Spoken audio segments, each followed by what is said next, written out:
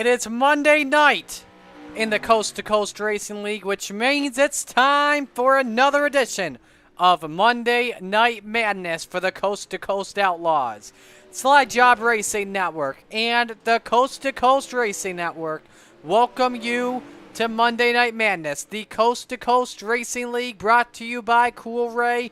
The Outlaws Duke at it tonight. As always, we kick things off with the C Division Raiders, brought to you by the Empire Super Sprints.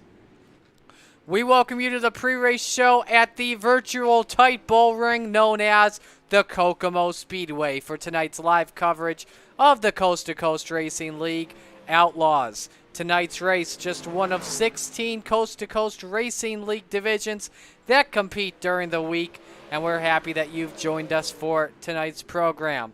Good evening, friends. I'm Artie Sakala. Glad you could all join us for Monday Night Madness here on the Coast2Coast Racing Network.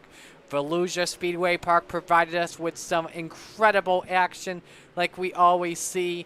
Last week in the C Division, it was a great battle the entire way between Jamie McCarran and Luke Gazarek, and Gazarek took things home with the win starting from second spot.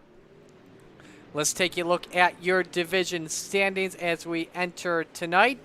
Brought to you by iRacing League Manager. If you run or manage an iRacing League, let iRacing League Manager make it easier for you. Go to iRacingLeagueManager.com for more information. And here are how your Raiders standings look coming on in. It is Jamie McCarran that enters on top with a 23-point lead over Daniel Blow in second spot. And those are really the two main contenders we've got for the championship right now. Third in series standings is Brandon Dittmer with 186. Fourth, Rory Collins with 181. Fifth is Luke Gazarek with 178, coming off of the win last week at Volusia for the Raiders. Then you've got sixth in points, Christopher Schaefer with 163. Nathan Hall seventh with 143. Eighth, Nicholas Shell with 133. Ninth, John Rayner with 118. And 10th, Nick King with 111. Should be a good one here tonight at the Kokomo Speedway. Last week, if you missed us overall, Gazarek won in the C Division. Then for the B Division for the Rebels, that was won by Lane Snook, his second win on the season. And then it was the Renegades and an incredible race at Volusia. Kyle Moonen taking that one home. Let's give you the lay of the land for the virtual Kokomo Speedway, and you see it there on your screen. It is a tight track. SDK rules it as a quarter-mile track, and iRacing it's ruled as a 0.29-mile track in Indiana. It's D-shaped, can hold 12,856. The turns are banked 10 degrees. 4 degrees bankings in the straights, and it is tight. It is a bull ring. There is pretty much very little room for error, and it has given us stars from Cole Witt to Chris Wyndham to Godspeed himself, Brian Clausen. Just about a couple of minutes away from go time here for qualifying. For the Raiders division, we have 23 drivers that we are expecting to take the green flag tonight in the feature. That's how much time we've got left until qualifying begins, under 2 minutes away from that. We'll show you the session state on the top of your screen. Once we get to qualifying, we'll get it for you. All these drivers with an IL under 0.250. Top 10 drivers can transfer to the next division each week unless they are deemed ineligible for the championship or to transfer.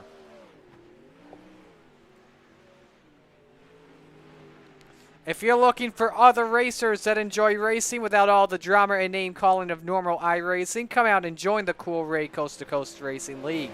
We have 16 divisions that race 7 days a week and currently broadcast 8 divisions. Members know that they are a part of something bigger than just the on-track experience. Go to www.c2cro.com and click on apply to join in the action. The cars are virtual, the racing is real. We are seeing lap times that are going to be in the sub 10-second clubs. Very few people hitting 10-second markers. Everyone else over 11 or maybe even over 11 seconds. As you can see, bunch of lines you can take around the Kokomo Speedway, but it seems likely that the top side in the cushion is going to be the place to go. The top of the cushion, I should say, as that high side is really giving in on its way a lot from time to time. Current quickest in practice, and I think we are good with practice. It is a 10.83 set by the Aussie Jamie McCarran. I'd like to welcome all of you watching on the Coast to Coast Racing Network. Let us know who is watching, where you are from, and who you are rooting for tonight. Qualifying is brought to you by our friends at the Pitside Podcast. Join Preston Cranmer and Roger Craig on the Pitside Podcast each week as they discuss the latest news and developments in the Coast to Coast Racing League, as well as other racing news in and out of iRacing.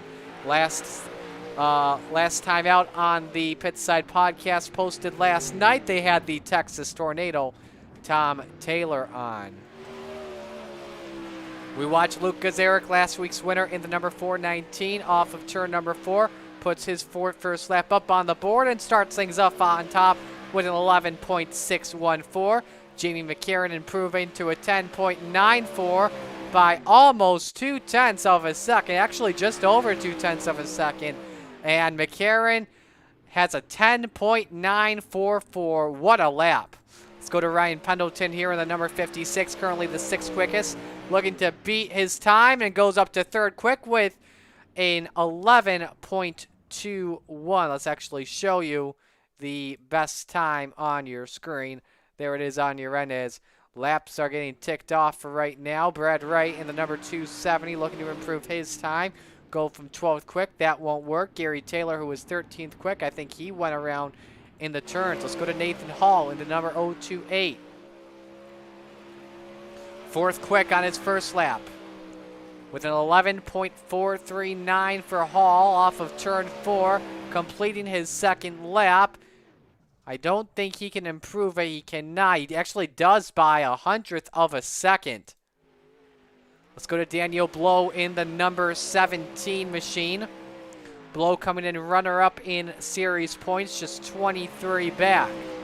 Lap 1 on the board for the number 17. He starts the time off 7th quick with an 11.49 for Daniel Blow in the number 17. Can he improve it this time? Yes, he can. Up to 4th, 11.356. Jeffrey Kemper on the clock in the number 181, trying to beat a 13.051. 17th quickest of 18 that have qualified, and he can improve it up to 15th, 12.638. Let's go to Bill Calder here in the number 325. 17.02 was his lap one time, and I don't think he will improve it at all. Oh, he does actually, 15.52. As for John Rayner, trying to beat a 12.51, he cannot. A 12.58, 15th quick for the number 302. And that should do it for qualifying, and it will. Jamie McCarran with the quick time of a 10.944. Heat race number 1 brought to you by the Lucas Oil Empire Super Sprint, celebrating over 37 years of exciting 360 sprint car action in the northeastern U.S. and Canada. Stars like Paulie Colagiovanni, Jason Barney, Chuck Habing, Matt Tanner, Billy Van Inwagen, and many more come to a dirt track near you. For more info, log on to EmpireSuperSprints.com or visit the Facebook and Twitter pages. The Lucas Oil Empire Super Sprints, with a tradition of excitement guaranteed, lives on. Friday night, they will be at Freedom Motorsports Park in Delavan. That should be a fun one to watch. Let's give you the starting lineup for heat race number 1.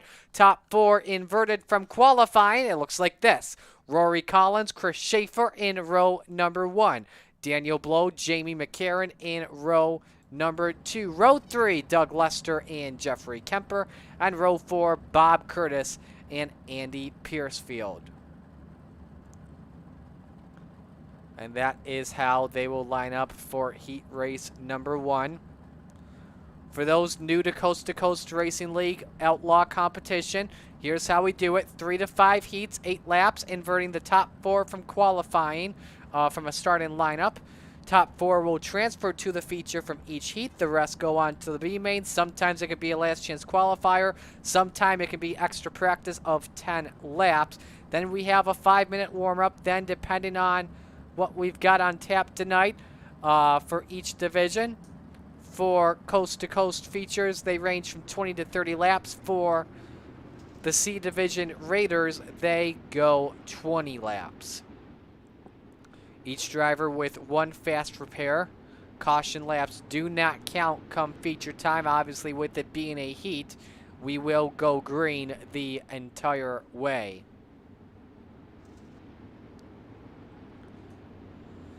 Kokomo, just a small track based in the Indiana area.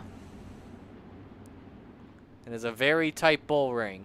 0.29 miles in iRacing. Pace truck is in. It's Rory Collins, Chris Schaefer that make up the front row. First heat race of the night is about to go down. Heat race number 1 is green.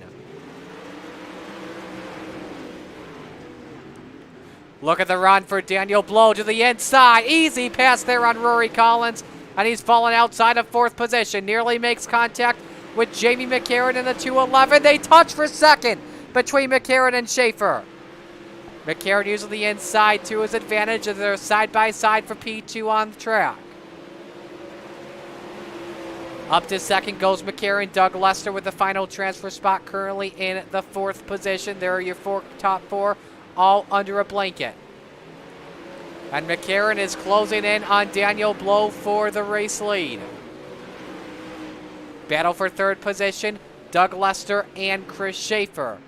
It's Schaefer on the top side of the track, Lester on the bottom. The cushion starting to expire as Lester takes P3 with a pass on the inside line. Let's go to the battle for the race lead. McCarran trying to close in on Daniel Blow. Lap car letting go by. That is Andy Piercefield, I believe, in the 175. Let's let the top 2 go by. We have 2 laps to go in Heat 1. This is a battle for pole position. McCarran all over the rear end of Daniel Blow. Final lap underway in heat race number 1. Does McCarran try to send it in? He tries to set it up on the exit of 2. Will they go side by side in 3 and 4? Daniel Blow shuts the door and Blow wins heat 1. McCarran, Lester, and Schaefer transfer in to the A main. Good way to start the night off. Heat race number 2 brought to you by Icon Sim Sports, aiming to bring the sim racing community a one-of-a-kind fixed chassis experience like no other while exemplifying extraordinary customer service to its patrons. Imagine having a sim racing chassis built specifically for you, a custom chassis engineered to accommodate you and your needs while replicating the look, feel, and design of a real race car. Check them out online at www.iconsimsports.com. And here is how they line up for heat race number 2. Again, we invert the top 4. Nicholas Schell, Brandon Dittmore in row 1. Then your 2 fastest qualifiers from this heat, Nathan Hall and Jesse Atkinson. They are on row number 2. Gary Taylor and Brad Wright in row 3. Craig Vaught rounding out the field of 7. Again, we take the top 4 and transfer on in. Funny thing, before heat race number 2 got going, before they started rolling things off, Brandon Dittmer actually sent in a message in chat. They need to add Husets, and I definitely agree with that. No question about it, Brandon.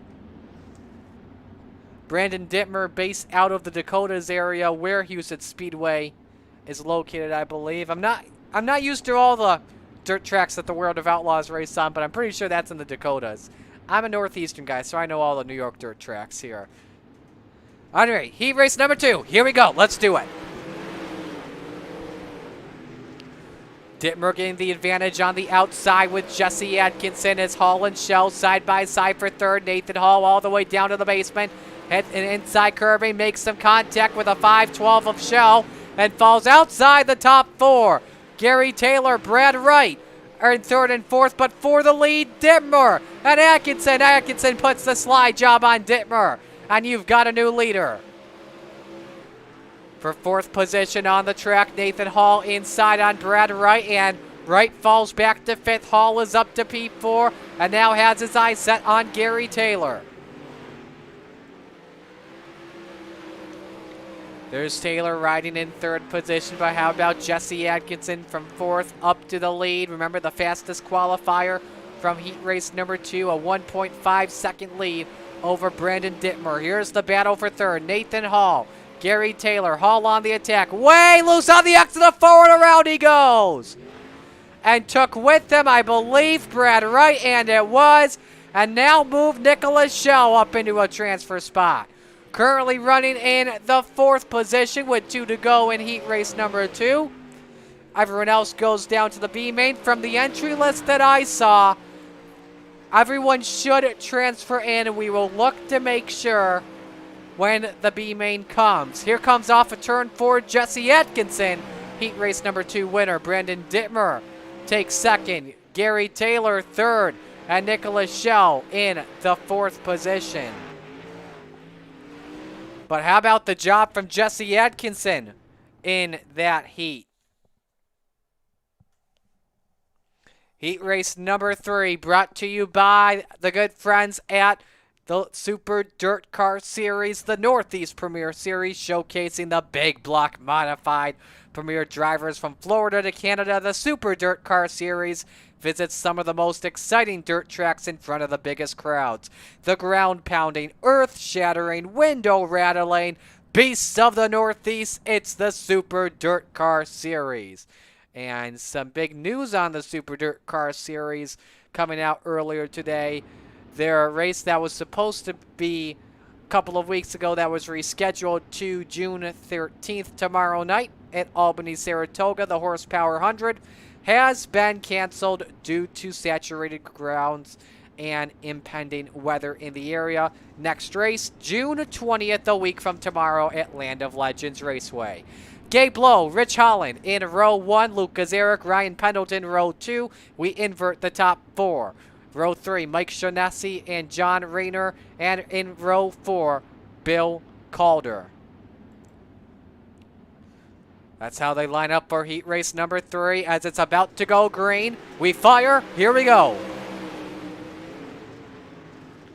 Rich Holland using the cushion, looking to get the lead early from Gabe Blow. Blow keeping it on the bottom shelf for right now. Pendleton thinking about going 3 wider. Excuse me, that was Gazarick, but he just lost a lot of steam off of turn 4. Seems like the top side, the bottom side, not the friend you want. Here at Kokomo, the middle groove is the place to be in a 360 sprint car. Change for 2nd, Ryan Pendleton takes that away from Gabe Blow, and inside he goes, sends it on in, looking for the lead, doesn't work just yet. 4th position currently, Luke Gazarick, last week's winner on the tour at Volusia with the final transfer spot. Looking for 3rd, takes a peek on the outside of Gazarick. Can he get it to work? Yes, he can. Gazarick up on Blow for 3rd on the track. 3 laps to go in heat race number 3. Rich Holland versus Ryan Pendleton. Just about a car length separating the top 2, and Pendleton sends it in underneath, looks for a run inside as they work on slow traffic. That's Bill Calder in the 325. I'm interested to see how that's going to play out. They touch. The leaders get into the wall. Final lap is underway. Holland had the lead, and now he falls back. Can you believe this? Ryan Pendleton wins the heat. Blow, Holland, and Rayner transfer on in. How about John Rayner with the last lap pass by JR to transfer on in? And it looks like we are going right to the B main. Brought to you by SBGC 3D Printing SBGC has been involved in 3D printing since 2016. They are committed to making this cutting-edge technology accessible for anyone who has an idea that needs to be manufactured. Using a 3D CAD program, they'll work with you to create your invention or creative project. Specializing in small business production, oil and gas, prototypes, and props for cosplay, they've done wall-hanging racetracks, gears, hydraulic pump parts, label holders, fishing pole and gun wall mounts, chamber chillers, soap dishes, Predator light mounts, Spider-Man and Mandalorian helmets and vases, to give you a few ideas of what they have printed. Alright, 10 drivers are in this, and I believe we are taking all of them, which has a 22 car field for tonight. Jeffrey Kemper and Brad Wright in row number 1. Row 2, Luke Gazarick and Bob Curtis. Row 3, Nathan Hall, Mike Shaughnessy. Row 4, Andy Piercefield and Craig Vaught. And row number 5, it's Bill Calder and Rory Collins.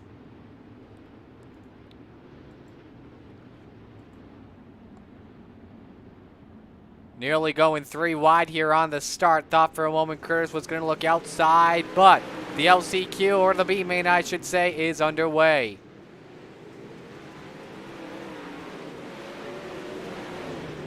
Jeffrey Kemper looking inside on Brad Wright. That doesn't work out. Lap 1 in the books, led by the number 2, 73 wide, and some contact between Gazarick and Kemper. They keep it lean, mean, and great. Oh, there's contact! And around goes Nathan Hall. He falls to the back of the pack. Back to 7th spot he goes. Can he fight his way back up? You know, he's going to be a madman on a mission. Battle for the lead in the B main. Luke Gazarick all over Brad Wright. Inside he goes for the race lead. Diving in the exit. Gazarick's got it for right now. Wright using the cushion to his advantage. Gazarick leads at the stripe. Slide jobs Brad Wright, and he clears him. So Brad Wright falls back to 2nd spot. Jeffrey Kemper is running in 3rd. What a battle this is. 3 wide for 5th. Nathan Hall is fighting like a madman. Up to 4th position he goes, and he wants more. He wants Kemper. That's for 3rd on the track. Collins and Shaughnessy going at it for 6th spot. Bottom side is not Rory Collins' friend. He wants to get to the top shelf as soon as possible with 3 laps to go in the B main. Meanwhile, for Gazarick, it's a 2-second lead, and for 3rd, Nathan Hall inside on Jeffrey Kemper. That's 1 position higher on the starting lineup as we've got 2 laps to go in the B main. Coming to the white flag this time. We'll keep you posted on that, but half a lap to go for the Go Muddy number 419 of Luke Gazarick. Last week's winner takes the B main. Battle for 3rd on the line. Nathan Hall with the edge. Hall over Kemper in a drag race to the finish. Just look how close it is. It glitched out our system. That is awesome. So we are going into our warm-up. We'll take a break, and when we come back, it is feature time for the Raiders. So stay with us.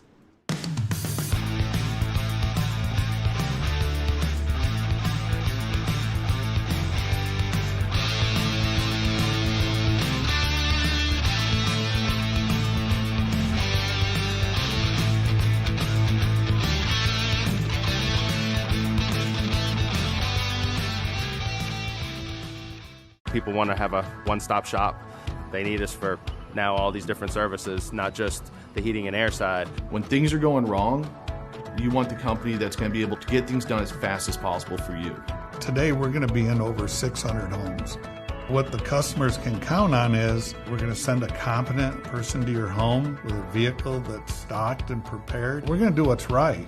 Right now, we're waiving our $79 service fee with any Cool-Ray, Brightbox, or Mr. Plumber service.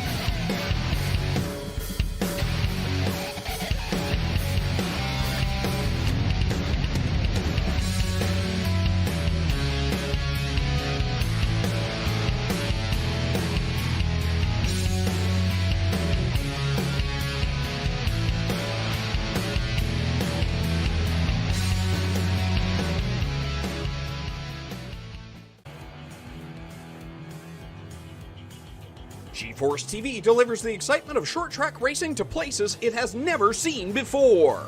With dynamic production elements and state-of-the-art technology, GeForce TV proves what the racing community already knew.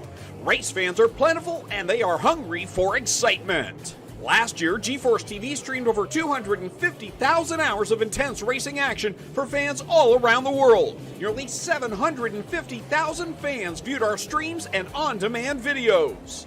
By the end of the racing season, our subscriptions rose more than 400%. What does all this mean for you and your business? Motorsports marketing in Canada has never produced such amazing and measurable results. Cashing in on the benefit of motorsports marketing is easier than it's ever been. Work with a team, work with a speedway, work with a series, or join the excitement directly with us at GeForce TV. We are excited to see you all back at the races. But until then, see it all on GeForce TV. Subscribe today for free at GeForceTV.net.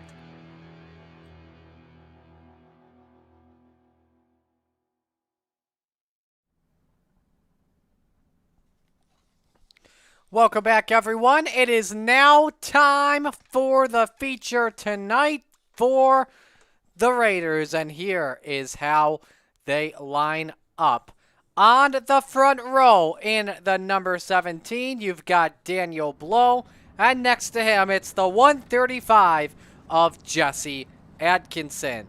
Row number 2, it's Ryan Pendleton and Jamie McCarran, the Aussie, in the 211. Row 3, Brandon Dittmer.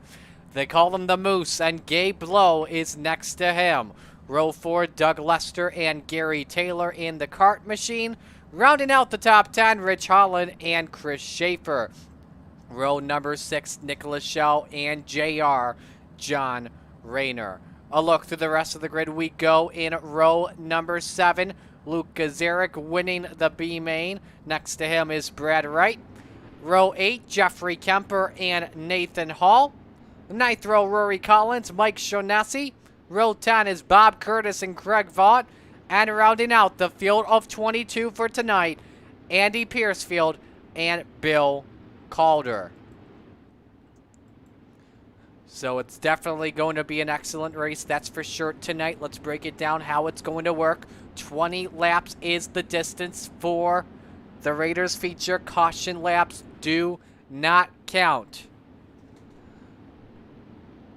Well, you've got your second place driver in points and a newcomer on the front row for tonight. It's time to get down and dirty and right into the business. The first feature of the night is green.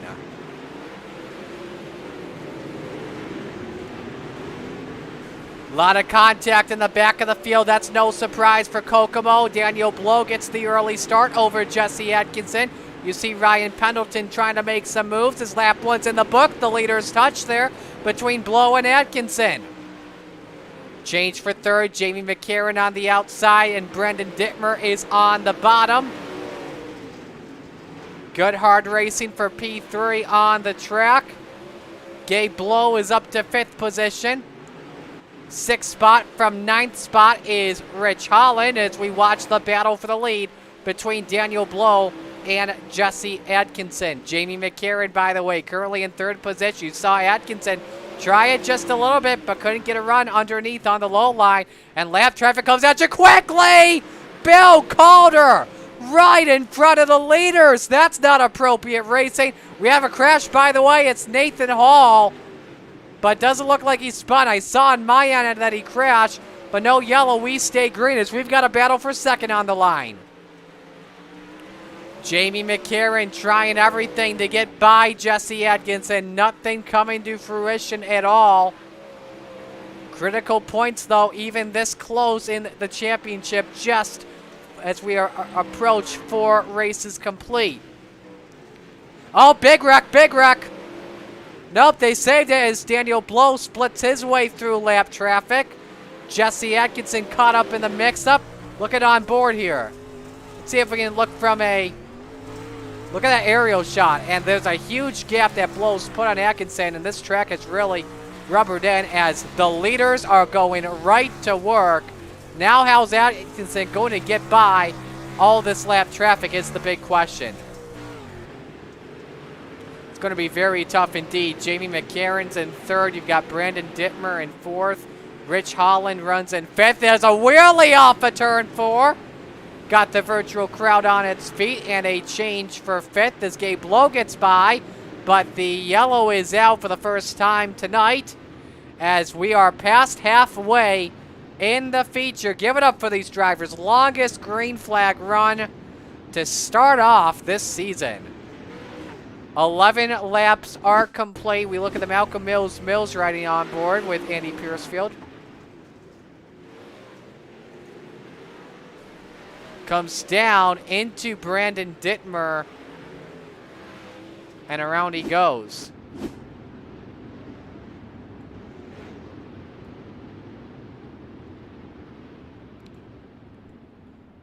Keep in mind, these will be single file restarts the entire way through. So we will have 8 laps to go when we come back to green. Can Daniel Blow hold off Jesse Atkinson, or how about Jamie McCarron? We're about to find out as we go back to green here at Kokomo. Oh, nope, actually, gonna wait 1 extra lap, I think. And I think we are.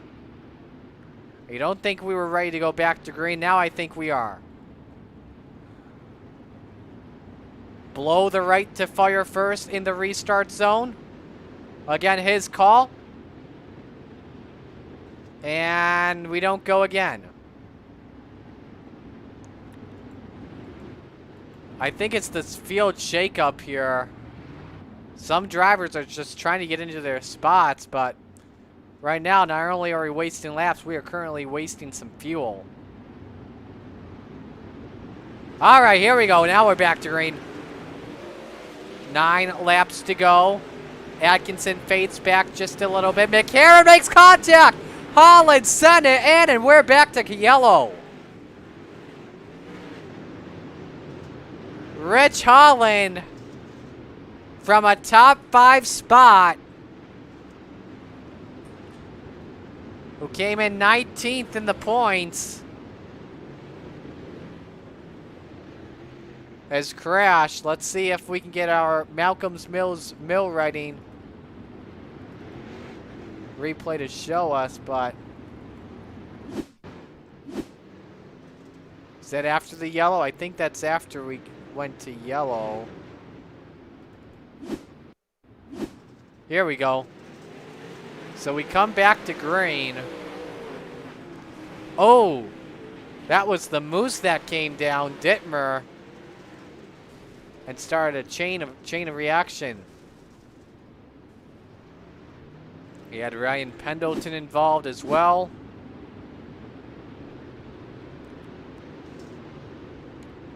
So I think because of that, that's going to force Holland to the back as we go back to green.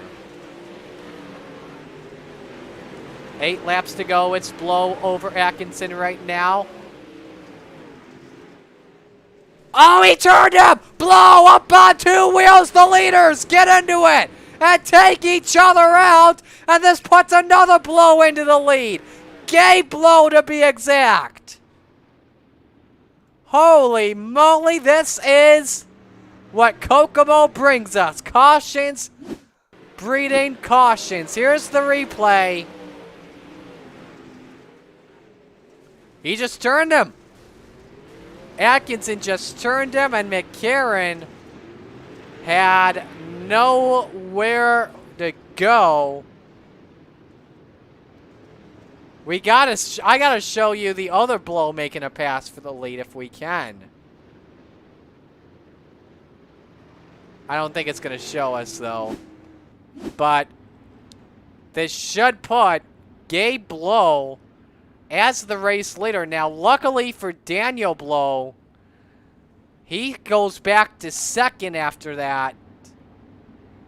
But for Jesse Atkinson, with a possible chance at a win, falls back to about 15th.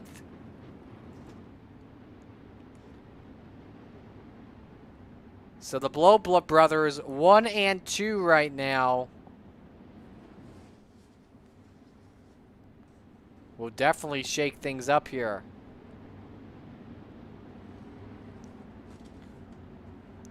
Gabe Lowe finishing 21st last week at Volusia. Has not been a good start to the season for him, even only competing in 2 races in the Raiders.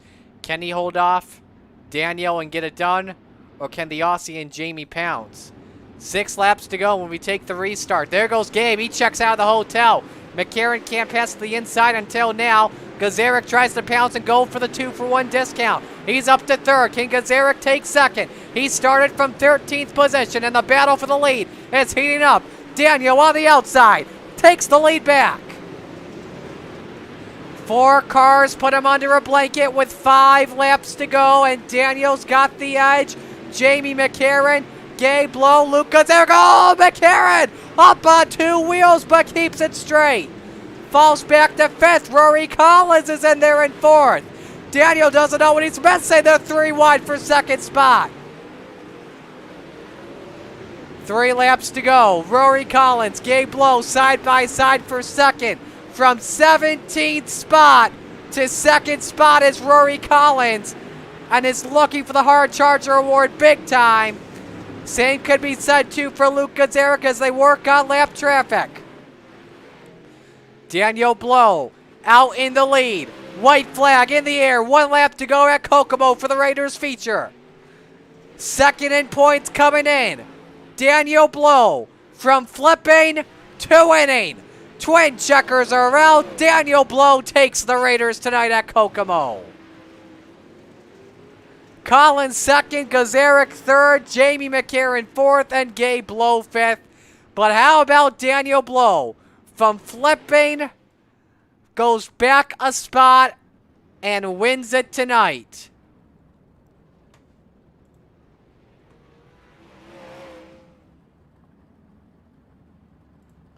So a great win, and he parks it on victory lane, just like the late Brian Clausen would, and we will get ready to talk with your top 3. What'd you guys think about that race? That was a good start to Monday Night Madness, wasn't it? It absolutely was. Top 3 posed for their podium shot.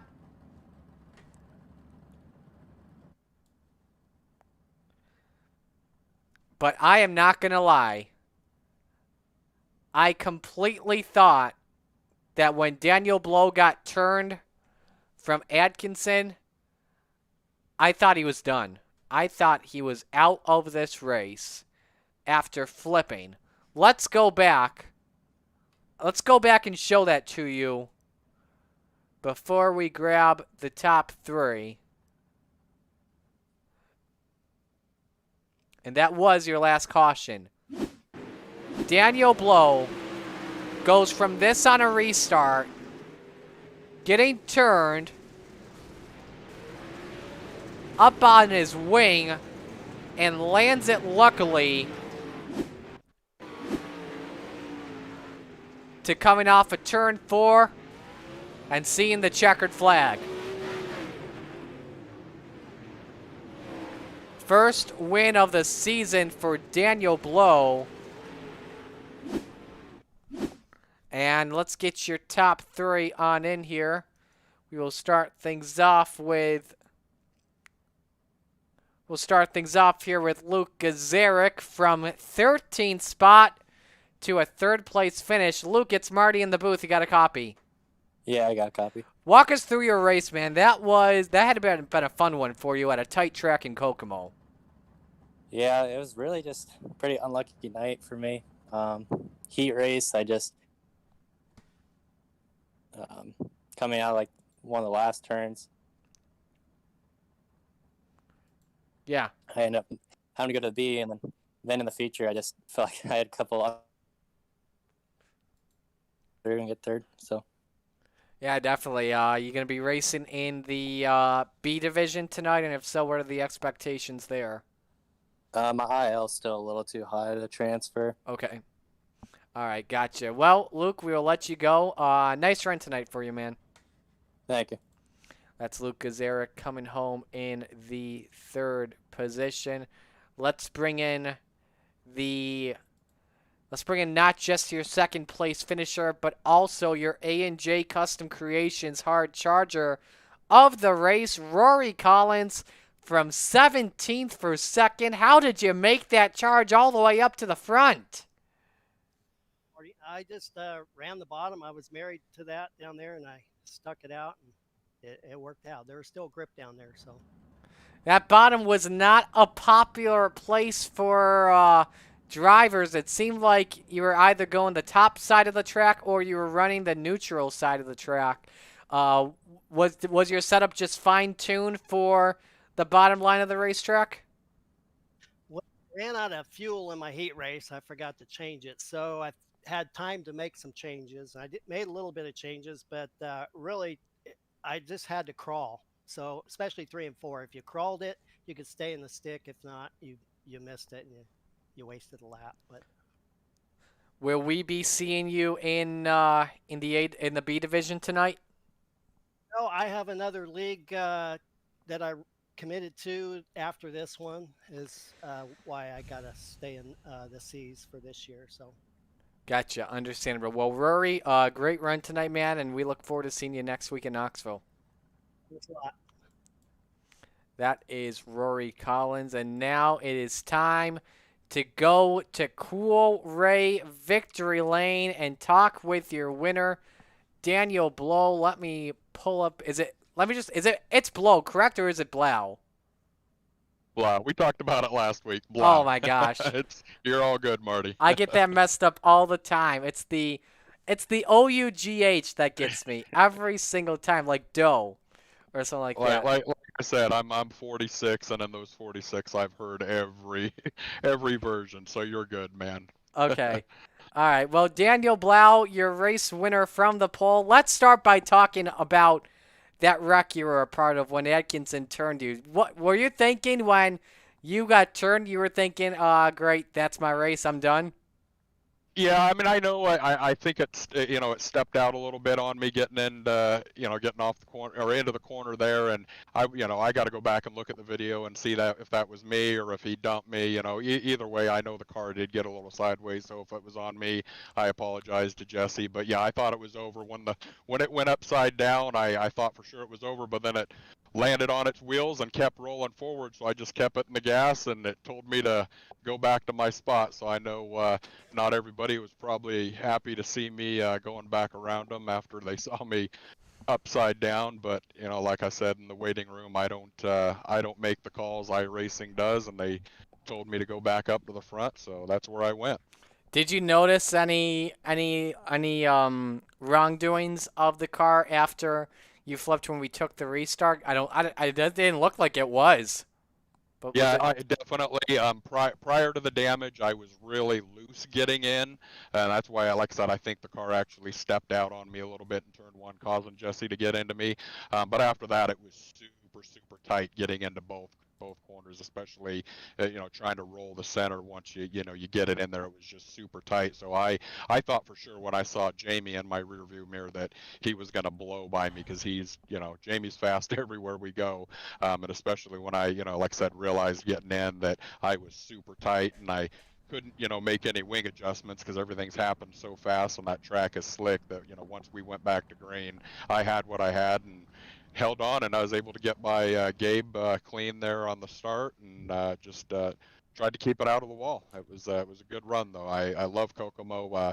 As far as the short tracks go, it's by far my favorite track. I always seem to run well here. I'm normally a bottom feeder here, but I found something in my setup the last couple times I've been here, and I've been able to run the top really successfully. So yeah, love this track. I know your career IL coming in was under 200 at a 146, but I know coming in tonight, the season IL was at a 259. Will we be, I'm not sure if we'll be seeing you, though, in the B division or not, but do you have plans to run in that in a few moments? No. Mondays for me, the latest I can run is 4 o'clock my time. I'm out on the West Coast. It's if the kids aren't home, it's date night with the wife. If the kids are home, it's family night. So this is it for me. I'll be hopping off and going and hanging out with the family. What are the what's the outlook look like next week? We're going from a tight track in Kokomo to a long but fun mash the gas dirt track in Knoxville. I struggle at Knoxville. It's probably my worst track, so I'm going to take the same attitude at Knoxville as I did at Volusia last week. And if I can keep it between the walls and finish the race in the top 10, that's a successful night for me. Those big, wide open tracks, I just really struggle. I don't know if it's my age or what, but I seem to be good at the 4/10 and under tracks, but those big half milers, I struggle. So I'll be holding on for dear life and just trying to keep it out of the fence. Got any sponsors you want to shout out tonight? Yes, sir, absolutely. Spartan Racing, those guys are awesome. I say it every time I'm on here. I know I sound like a broken record, but they've just made me such a better driver, a great group of guys just to hang out and BS with, and we're always bouncing ideas off of each other, set up ideas. So shout out to all those guys. Lance at VMR Wraps, killing it with my wraps. And then, of course, my wife for, not only allowing me to do this every week, but actually supporting me. So she's awesome and supports me, and it's cool. So thank you for the broadcast, and hopefully we'll be talking to you again next week. Daniel, congratulations, man. That was your 14th win in Coast to Coast Racing League competition. Thanks, Marty. Appreciate it, sir. Daniel Blau gets it done tonight. Let's show you the unofficial results. It is Daniel Blau, Collins, Gazarek, McCarran, Gabe Blau, Hall, Dittmer, Atkinson, Wright, and Holland. Your top 10. It was crazy how we started things off with about an 11.5 lap green flag run before our first yellow flag of the night came out, and how quickly we were catching up to lap traffics. Show you the rest of the drivers that finished 2 laps down or more. Tough break there for the Can-Am Racing team of John Rayner, Bill Calder, and Gary Taylor. Again, next week for Monday Night Madness is Knoxville Raceway. It should be a fun one. Well, we're going to take a break for right now. When we come back, we will get you set and previewed for the Rebels B Division. So stay with us. It is the Coast to Coast Racing League on the Slide Job Racing Network and the Coast to Coast Racing Network.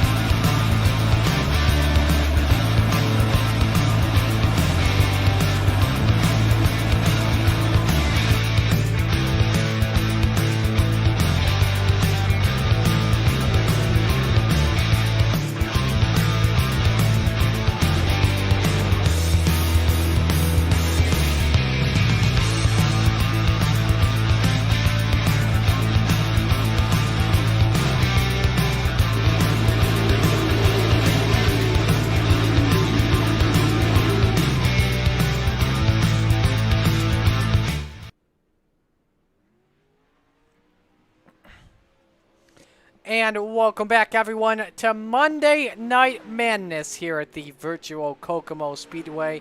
We are ready for the B Division, the Coast to Coast Outlaw Rebel Sprint Cars, brought to you by Malcolm's Mills Millwrighting.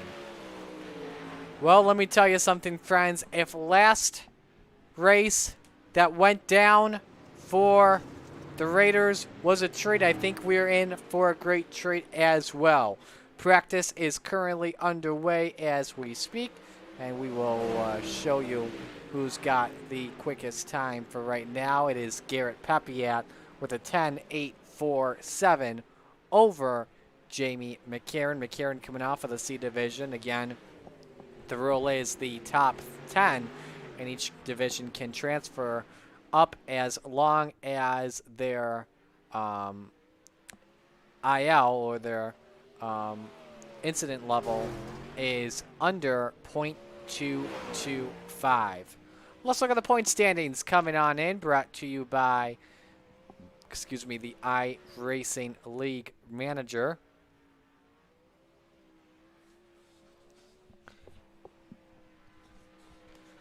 And give us one moment as we get those for you. Here we go. It is a huge points lead already for Lane Snook, who's got 2 wins this season. Coming off of the win at Volusia last week. It was a little bit controversial, though. However, it was a great race for him. He has 214 points over Terry Landis, who has 166, tied for second with Donovan Ross. Brendan Lacey, the guy you see on your screen, 8th in the points. Preston Cranmer 4th. Matthew Croak 5th. Garrett Pepiat is 6th. Joe Back is 7th. Brendan Lacey 8th. Bob DeGood 9th. And Connor Ross is 10th.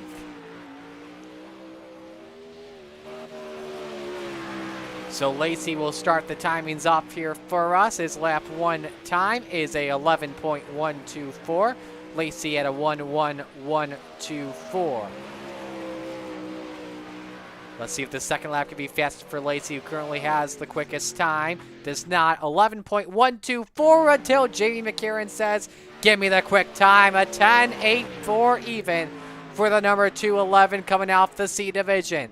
Second lap time is not faster, but 10.84 for Jamie McCarron.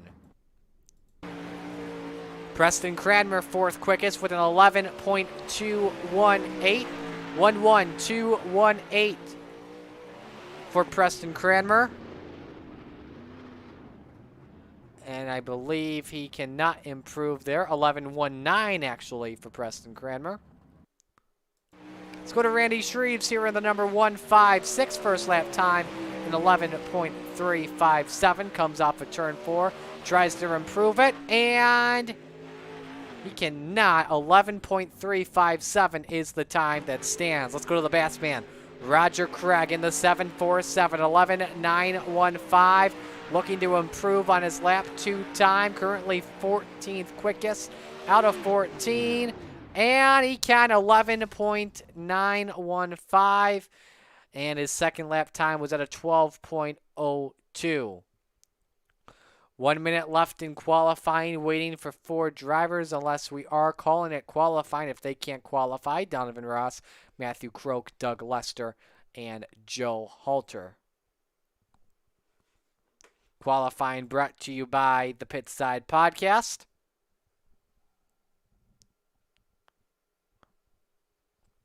Last night starring Tom Taylor. Check that out on the YouTube channel once we are done here tonight. Jamie McCarron will be the quickest at a 10.84. Once again, the only driver in qualifying to stick it in the 10-second times. That is faster by nearly 0.3 of a second. Holy moly, Jamie McCarron. So now we get things set for heat race number 1.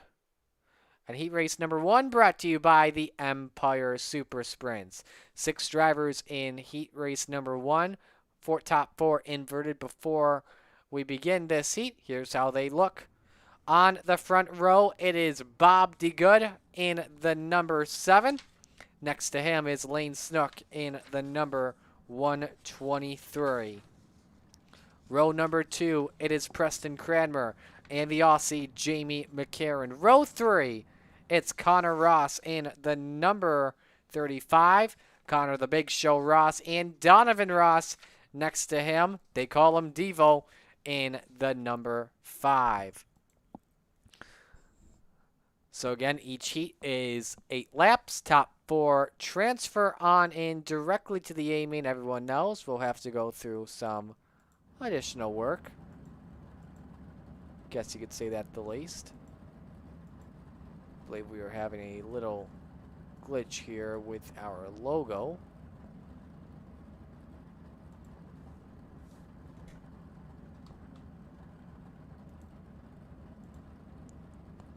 There we go. That should be good. Just waiting for 2 more drivers to come out. There they are, Lane Snook and Donovan Ross. Lane Snook, 2 wins this season. Without question, he's going to be the favorite to watch out for in the feature tonight.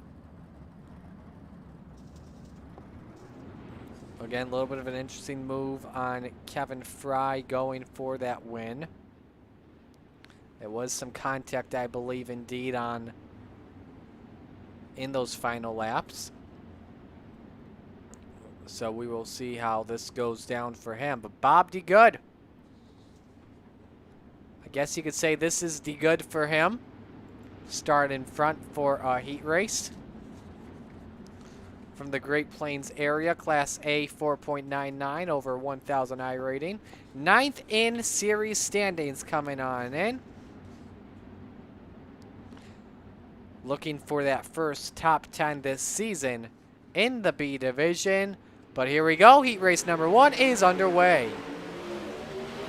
3 wide for the race lead. Look at Preston Cranmer all the way down to the basement on the exit. They leave Bob DeGood out to dry, and it's Lane Snook with the early lead.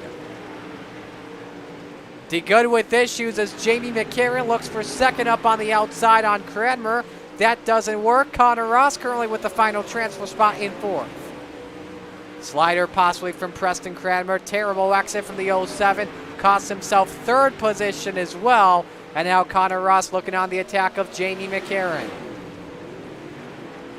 Mega slider there possibly from Connor Ross. Doesn't work into fruition. Now let's see if Cranmer can pull a crossover and look to the inside. He looks upstairs for a moment for 3rd. Seeks high, goes down low as Ross is a little tight, just clipped the outside wall. As we are halfway home in heat race number 1, Donovan Ross did not make the call for the green flag, and a battle for the lead heating up here. Jamie McCarran inside his contact with Snook. Snook goes around. Into the outside wall he goes. Real quick, watch the replay and we'll show you what happened.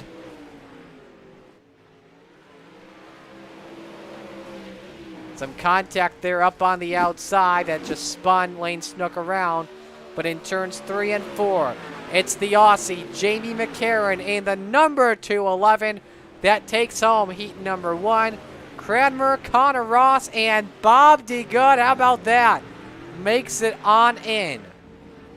Lane Snook, the first one out. So, Jamie McCarran with a win in 360 competition this season that came at Williams Grove with the Raiders. Looking for his first win in B competition. Heat race number 2 brought to you by Icon Sim Sports, and here's how they line up. Again, top 4 are inverted before we take the green flag. It is Joe Backus and Andrew Smith on row 1. Lance Ripka and Brennan Lacey are the 2 fastest. They're in row 2. Roger Craig and Doug Lester in row number 3. 5 drivers make the call to grid in time. And it's Joe Backus, Smokin' Joe they call him, from Crook, South Dakota. Best time at Kokomo, 11.382 on public iRacing servers. Has 1 win in his career in Coast-to-Coast iRacing competition. One top 10 for this season that came at the Williams Grove Speedway.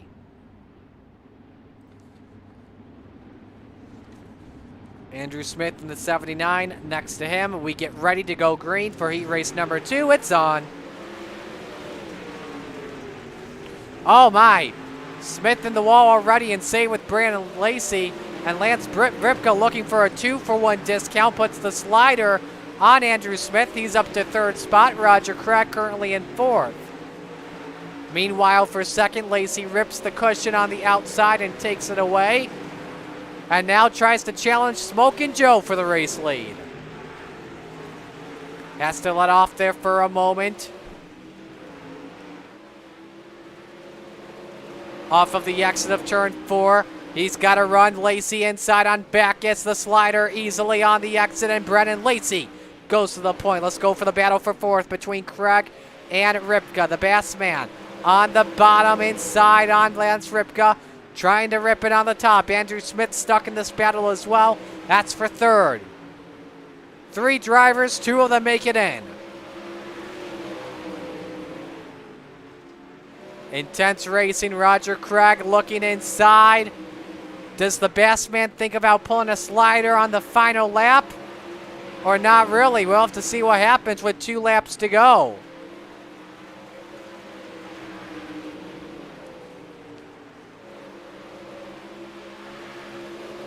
Falls back in the 4th position. Not giving up, though, on Ripka for 4th. Meanwhile, off of turn number 4, Brennan Lacey takes home the heat. And the battle for 4th. Craig can't get there, and it's Lance Ripka who takes the final transfer spot. But Brennan Lacey, 8th in standings, coming on in. Fairbury winner, does it. Heat race number 3 brought to you by the Super Dirt Car Series. And here's how they line up. 5 drivers this time. 4 of them make it in. Only 1 of them will go to the B main. Mike Cranmer and Randy Shreves on the front row. Terry Landis and Garrett Pepiat in row 2. And Matthew Croak by himself in row number 3. Mike Cranmer, there is relation, by the way, to Preston Cranmer. Both based out of the Virginia area. Best finish this season in the B division, 10th at Fairbury. Randy Shreves, though, next to him in the 156. Randizzle, they call him, from Springfield, Illinois. As the pace truck pulls into pit road. Looking for that first win, got 2nd at Fairbury earlier on in the season. As here we go for heat race number 3. And they both get into it for some weird ghosting. And the 2nd row can hit the easy button. Pepiat and Landis 1 and 2, and they're side by side for the race lead. Landis looking on the bottom of the racetrack, and he's stuck in a battle with Shreves for 2nd spot. Meanwhile, Mike Cranmer has fallen all the way back to 4th. Matthew Croak, the first one out, in 5th. Change for 2nd. Shreves up there on the outside on Terry Landis, and Randy Shreves in the 156 has the runner-up spot. Garrett Pepiat with a half-second lead over Shreves. Landis in 2nd. Does he go on board with the 661?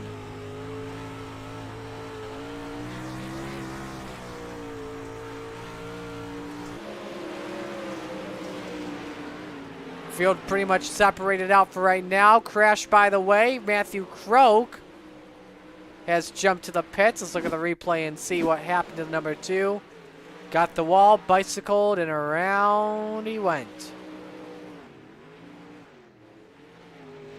And is that all there is? Puts it to a stop. Meanwhile, we're on the final lap of heat race number 3, and it's Garrett Pepiat in the number 47. The Michigan Madman, your defending champion in the Rebels, takes home the heat. Shreves, Landis, and Cranmer transfer on in.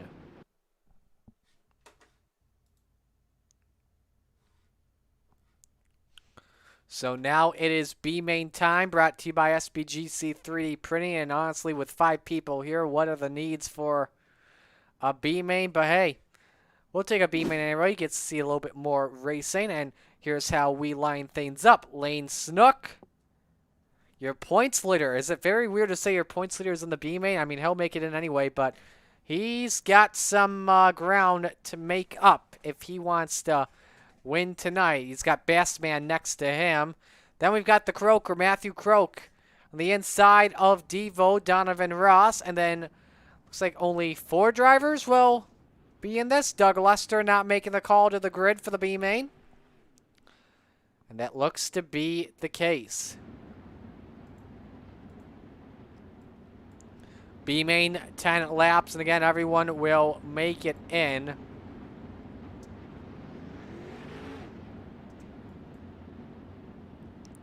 So Lane Snook, the driver that pretty much shocked us all in week number 1 at Williams Grove Speedway, winning in both the A and B division, has to go through his first B main of the season. Green is out, and here we go. Checks out of the hotel. Roger Craig in second. Here's Donovan Ross, Roger Craig, and Matthew Croak.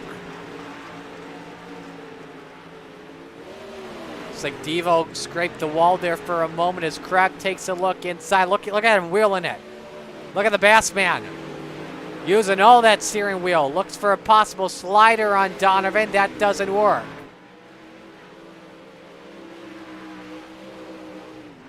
Craig falls back into third. Matthew Croak staying away from the thick of things in 4th position. As that's your best battle on track. That's from the rear end of Donovan Ross.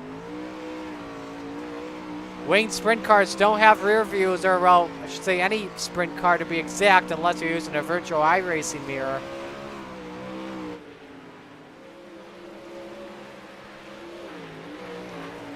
But meanwhile, halfway through this B main, it's Lane Snook with the lead. From the Pennsylvania area of things, Williams Grove is his home track in iRacing. Class B 3.75 over 3,300 iRating. 48 points lead coming in tonight, but he's got to make sure that IL is lowered for future A races. I mean, this season he's got a .3. His career, though, luckily, is at a 165, which would make him eligible for the A division, but he's really got to think about racing a lot cleaner in the future of these features. Final lap underway. Recently won a limited late model race at Volusia and a street stock race at Limaland. Lane Snook wins the B main. Donovan Ross second, Roger Craig third, and Matthew Croak 4th position. Got the 5-minute warm-up, so that means we'll take another break. When we come back, it's 25 laps around Kokomo. Stay with us.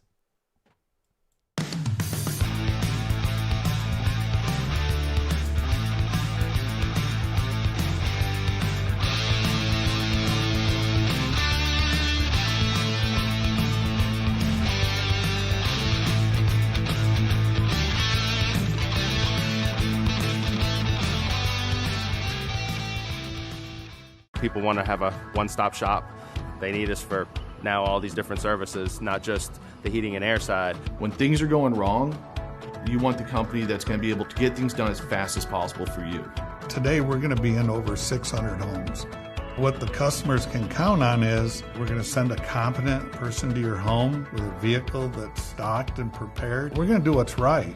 Right now, we're waiving our $79 service fee with any Cool-Ray, Brightbox, or Mr. Plumber service.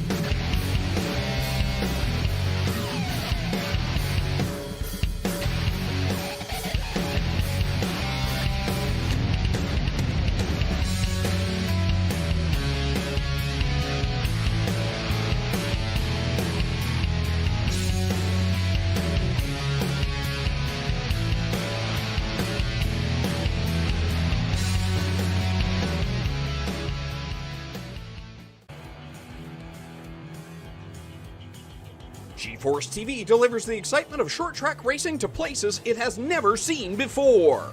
With dynamic production elements and state-of-the-art technology, G-Force TV proves what the racing community already knew.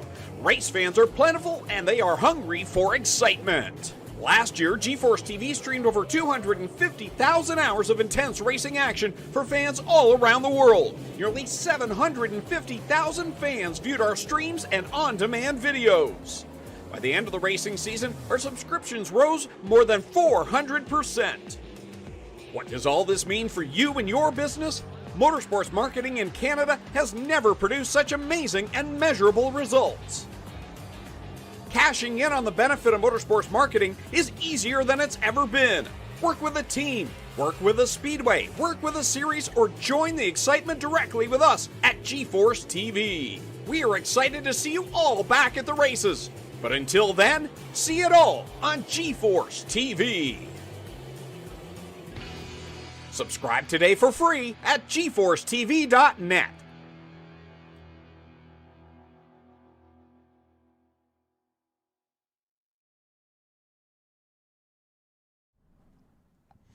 Warm-ups are complete, and it is now time to give you the starting lineup for the fourth feature of the season, and it comes at the Kokomo Speedway. Let us know who you are rooting for in chat and who you got winning. Here is how they line up. On the pole position in the number 211 from Australia, it's Jamie McCarran. And next to him, it's the number 414 from Oklahoma, Brennan Lacey. Row 2, it's the defending champion of the Rebels in the number 47, the Michigan Madman Garrett Papiat. Preston Cranmer next to him in the 07. Row number 3, Smoking Joe Backus, and Randy Shreves is next to him. The fourth row gives you the big show, Connor Ross, Andrew Smith in the 79, rounding out the top 10, Terry Landis and Bob DeGood. Row number 6, Lance Ripka and Mike Cranmer. Here is how the rest of the field looks. In row 7, Lane Snook in the 123. He's got a big charge if he wants to win. Coming from the B main, next to him, it's Donovan Ross in the number 5. Row 8, the Bassman Roger Craig and the Croaker Matthew Croak. Doug Lester rounds out the field of 17, but he did not make the call. So here's how we're lining things up. 25 laps is the feature. 16 drivers will take the green. Caution laps do not count. Top 10 transfer on into the A division as long as their IL is under .2. It's going to be a fun one here. Second feature of the night with the Rebels. Who's it going to be? How's it going to be done? It's an Aussie and an American bringing the field to green. Let's sound them off with the bugle.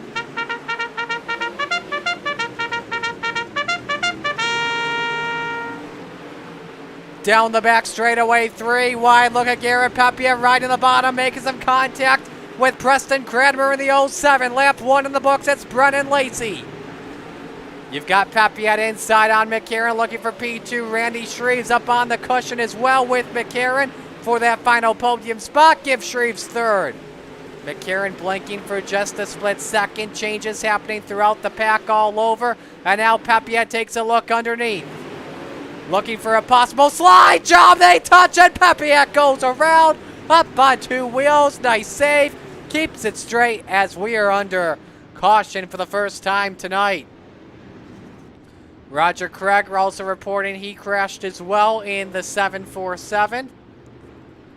The Malcolm's Mills Mill Riding replay will show us what happened in real time.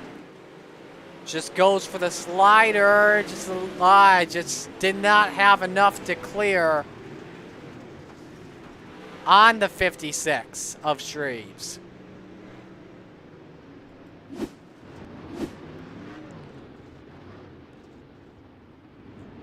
So that will put Papiat to the back of this train back in 15th. Roger Craig falls back to 14th.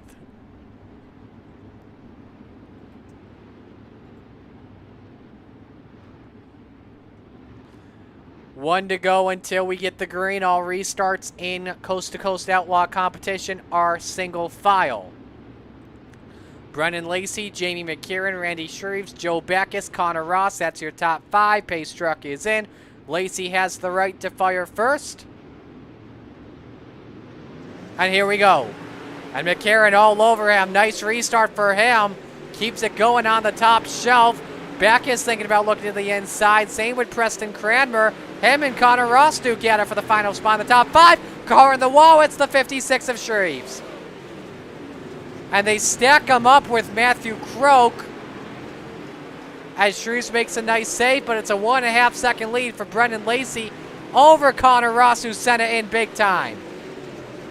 Smoking Joe's in second. Look at Cranmer riding the bottom. Contact with Connor Ross. Oh!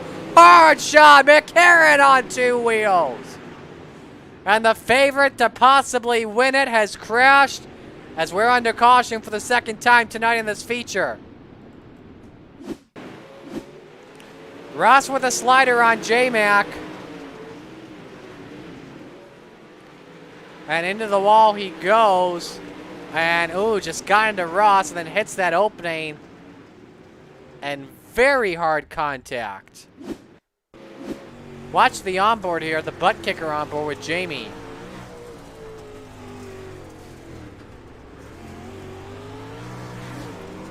He had nowhere to go and loses the front wing. Luckily for J-Mac, he can use that quick repair. Does have to get a tow though, so that, and I think he just called it a night. McCarron has called it a night, and I don't think he will be able to transfer in to the A Division feature for tonight. Back to green, here we go.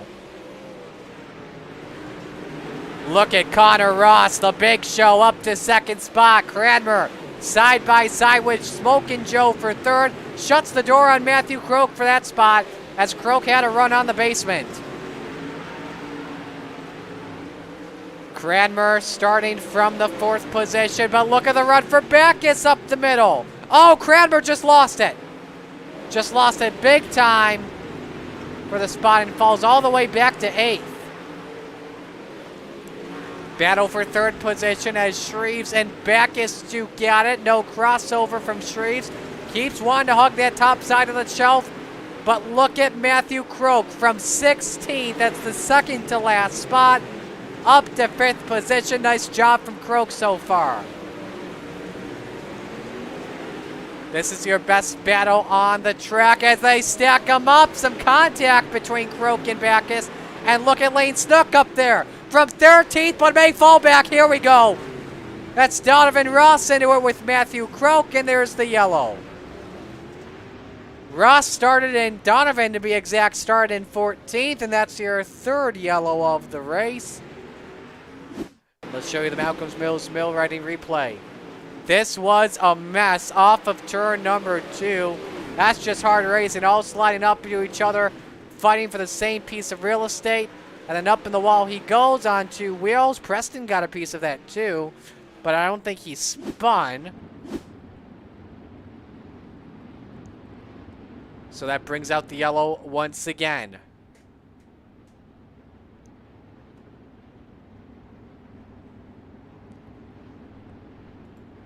Lane Snook has made his way all the way up from 13th to 6th. Be ready, Brendan Lacey, Connor Ross, Randy Shreves and company, because you are going to have Snook on your tail in the final laps of that race and this race, and this is guaranteed. So coming to 12 laps to go in the Rebels feature.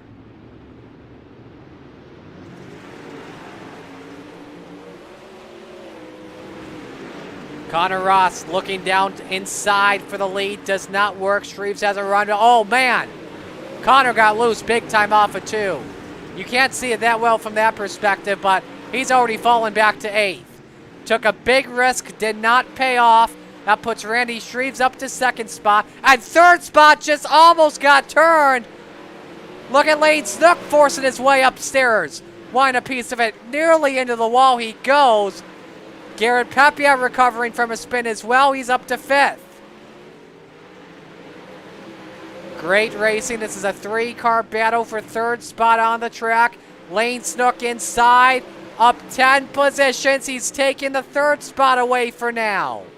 Even with that front end damage, nearly makes contact with Pepiat. Under 10 laps to go in the feature. Pepiat scraping the wall. Randy Shreves running in 2nd, but right now Brennan Lacey out in front in the number 414.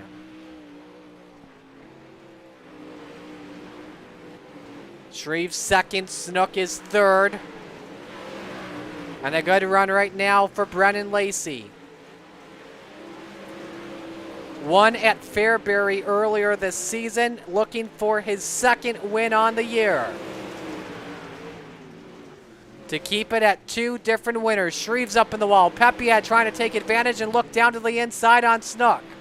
All the way inside he goes. Looking for that spot, does not work. That's for 3rd. Let's look at Brennan Lacey. He's starting to deal with some lap traffic, but he's got a lot of daylight. 3.5 second lead with 3 laps to go. Yellow is out. That's going to change everything. And it said Lacey crashed, but I don't believe that. I believe that it's Mike Cranmer who crashed. Let's look, see what happened with the Pitside Podcast number 70 car. Right in front of the leader. Now the question is, with Brennan Lacey. Oh, that damage is bad. He's got no front wing on his car. That's how bad the hit took. I just watched it on my end on the YouTube stream. This race has blown open, possibly. Because that is aero damage. This is a good possibility for Randy Shreves, Lane Snook, Garrett Pepiat to go for a win here. We're going to have a 2-lap shootout to determine who wins this one. Can Brennan Lacey get his 2nd win of the season? Can Shreves get his 1st? Can Snook get his 3rd? About to find out. Lacey pulls down to the inside as we're back to green. 2 laps to settle it. Shreves looking down to the inside. He wants to go for it. But that's going to cost him 2nd, possibly to Lane Snook. Lane Snook up to the runner-up spot. Final lap underway. He's got a chance at it. Pepiat in the wall. Lane Snook's going to have to send it on Brennan Lacey. He goes to the outside. Brennan Lacey downstairs. Side by side to the end. Oh, boy. Brennan Lacey does it. What a finish. And Brennan Lacey gets his 2nd win of the season. Snook comes home 2nd, and 3rd is Randy Shreves. Lacey puts it in park. Oh boy, let's watch that finish again because that was a good one. Let's show you the aerial shot here as they came to the checkered flag. Oh man.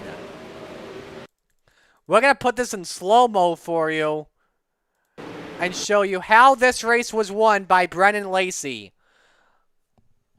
Here's how it was won.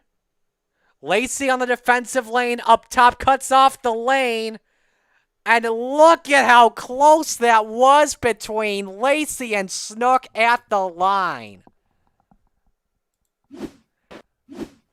In the words of Shane Andrews, if you don't like that racing, just get in your car and go home. Oh boy. Lacey, Snook, and Shreves, your top 3. And we're about to talk with your top 3 indeed. And we'll start things off here with Randy Shreves, a 3rd place finish. Randy, you got a copy? Yeah, I gotcha. Just take me through that mindset in the final 2 laps, what you were looking at, hoping that trying to get by Brennan Lacey for the win. Well, yeah, Brennan, he's really fast. Track was really slick. I was just mainly trying to stay out of the wall or, try to find a different line, but there was really no other line other than up by the wall, and I kind of lost it a little bit. Lane got by me, and I think somebody else got by me, but I ended up getting back around them and pulling out the podium finish anyway. How But about, yeah, all yeah. in all, fun race. How much fun was it racing though overall tonight? Oh, you just said it pretty much. Fun race indeed. There you go. Yeah, for sure. Let me take a look here real quick, Randy. I know your career IL is a 151. Any plans right now to race with us in about a couple of minutes in the Yeah, Renegades? yeah, for sure. I'm definitely gonna try to make that one. All right, sounds good. Well, Randy, we will let you go. Great run tonight, man. Thanks, I appreciate it. Randy Shreves comes home in the third position. Let's go to the driver that finished in the second spot and the A&J Custom Creations hard charger of the race from 13th to 2nd. Imagine if he won it. The crowd would have gone nuts. Lane Snook takes it home. Lane, it was a great points night for you. I know, though, you wanted that win badly. Just what was it that you possibly needed in order to get by Lacey for the win? I think it really screwed Lacey up whenever he lost his front wing, and I don't know, we were probably pretty even actually, but I was really rolling there, especially at the end, and kind of got held up a little bit at the beginning, but that's alright. We'll have to try again next week. Was it any? Did you think as well possibly after taking the checkers, maybe one more lap and you would have gotten by him, especially because you just brought it up. Lacey had the front wing damage. I don't know. I was gonna slide him if there was another lap, and I thought about doing it on the last lap, but I decided not to. I was gonna settle for second. Decided not to take a chance of getting any more incidents. Definitely understandable. Lane, before we let you go, let me just double check my notes and make sure. You got any plans right now to run in the Renegades feature in a few moments? And if so, what are you expecting from that? I actually can't run it. My IL's too high, and that's part of the reason I didn't throw that slide job. Ah, okay, gotcha. I thought for a moment you were good because your career IL is 165, but now I can see now your season IL is 300. All right, Lane, we will let you go. Great run tonight, man. Great performance from 13th to the runner-up spot. Nice job, man. So that's Lane Snook that comes home in the second spot. And it's time to go down to Victory Lane, Cool Ray Victory Lane to be exact. And we will talk with your winner. Brennan Lacey does it. Brendan, you got a copy? Oh, I don't know if we had him there. Brendan, you got a copy, man? You there? Yep, I got you now. Awesome. Second win this season, but I want to start off before that final restart when the yellow came out. What happened? Did that lap car just lose it in front of you? That's how you got that front wing damage? Yeah, coming pretty dominant to the top side the entire race. Didn't leave the fence all night, and then they come over the receiver just telling people, look, you got a lap, you got the leaders coming behind you, and next thing I know, it looks like the guy's going to the fence and just decides to turn it to the center real sharp, spins it, and you can't go nowhere at that rate of speed. So that really was wasn't the best deal to happen to me. I was kind of pissed off a little bit about that, just because run clean and all that, but luckily enough, I had a big enough lead that I could stay out there. Yeah, how much did that affect the driving? Because I mean, obviously, that 3.5-second lead is evaporated, and then you've got the faster drivers in Papiat and Shreves and even Lane Snook that had very little contact at all that were going to be closing in on you pretty fast in those final 2 laps. Yeah, I mean, you could see it. I had 2 leads there at 3.5 seconds after 2 different restarts, and it was running smooth. I kept the same line all night, and then it takes a front wing off, and you got guys that were 3 seconds back, 2.5 seconds back that are on your tail bumper. So it's a huge, huge difference when those front wings get going. And just looking to make sure. I believe this is your final race of the night. I don't think you can run Renegade. So I'll ask you this then. Next week at Knoxville, what's the outlook look like there? We'll see if we'll make it. Still to be determined, you know, between work and all that. But if we make it, watch out for it. I'll be coming to the front. Who do you want to give thanks to tonight's sponsors, crew guys? Yeah, big thanks to Bandy Built Race Cars. You know, Brandon Schultz, Jeff Fitzpatrick, Jesse Bandy, Stephen Goldner, Lane Snook, Kyle Moonen, you know, JP Paulson. Those boys, it's a heck of a team. And night in or every week, week in, week out, we're out here on top of podiums, you know. And just big thanks also to Ross at Velocity Race Designs for breaking out the new car. It looks sharp, and good thing is, first race out in it, we could put it in victory lane. Hey, great run tonight, man. Brennan, second win this season. Congratulations. Thanks, sir. So Lacey gets it done tonight. Incredible race. Let's I'm gonna put this back on the live feed so we can get rid of that replay. I don't think we can actually. There you see the official results. Lacey, Snook, Shreves, Pepiat, Donovan Ross, Backus, Smith, Preston Cranmer, Landis, Andy Good. Your top 10. That's the entire field of who raced in the feature tonight. Big points day for Brennan Lacey. Without question, extends the gap big time over Terry Landis, who finished in 9th, Donovan Ross, who finished in 5th, Preston Cranmer, who came home in 8th.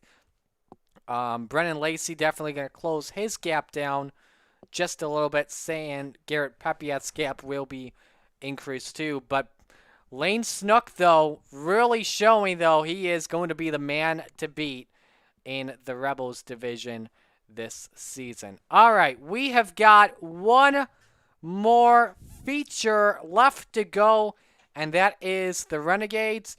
And what we are actually going to do is, before we go to intermission, give a few more thanks to people we haven't given shout-outs to yet tonight. Hard Charger was Lane Snook, 11 spots gained. Hard Charger brought to you by A&J Custom Creations. Specializing in laser engraving and CNC machining, A&J puts their craftsmanship to work in every wood trophy and plaque they produce. A&J provides trophies and plaques to all of Coast2Coast Racing League division champions. Contact Andy Patton to order your custom creation today. And then Victory Lane brought to you by Cool Ray Heating and Air Conditioning. Cool Ray's goal is to make sure that Ray's tradition of 100% customer satisfaction lives on today. Cool Ray is proud of their reputation of providing excellent service to homeowners and businesses in Georgia.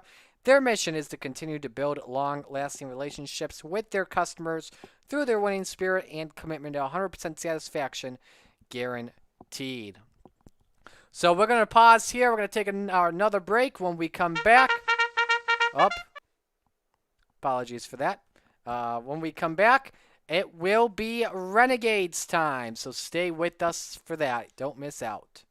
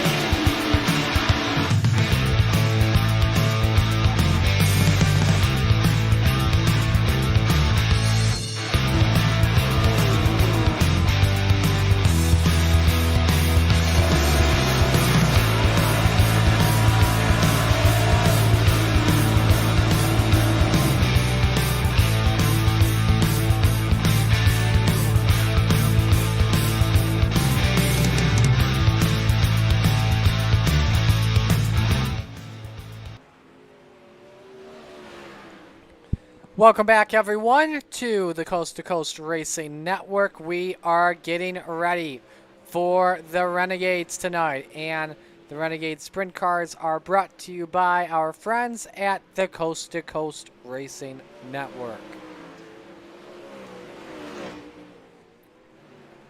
As we get things ready to go for tonight, we've got about currently 20 drivers on right now, but it will definitely change big time. Our Point Stand Racing League manager, and let's show you the Renegade standings coming on in to tonight. It is Blake Chapman currently with the points lead by 6 on Stephen Goldner. That's the battle for the lead. Then third and a tie for third in points, and it's a very good battle for third. John Hine and Brandon Schultz. Kyle Moonen coming off the win last week, 5th, just a point behind 3rd and 4th. Then with 152 in 6th, John Short, 7th in points with 150. Patrick Spangler, Aiden Young, 8th in points with 148. 9th is Steven Fernberg, he's got 145. And 10th is Lane Snook. Just getting everything fixed up and set and getting ready to go here. Again, like I said, last week's winner was Kyle Moonen. And again, the Renegades put on just incredible battles without question. Winners this season so far, we mentioned Kyle Moonen coming off the win at Volusia last time out. Winning at the Williams Grove Speedway was Lane Snook in the number 123. As for Fairbury, so I just confirmed this real quick on my end, it was Stephen Goldner that took the win home in that, who is 2nd in points coming on in. Practice currently happening right now. Brandon Schultz, your quickest at a 10.99. Again, we are expecting more 10-second times this time in the Renegades.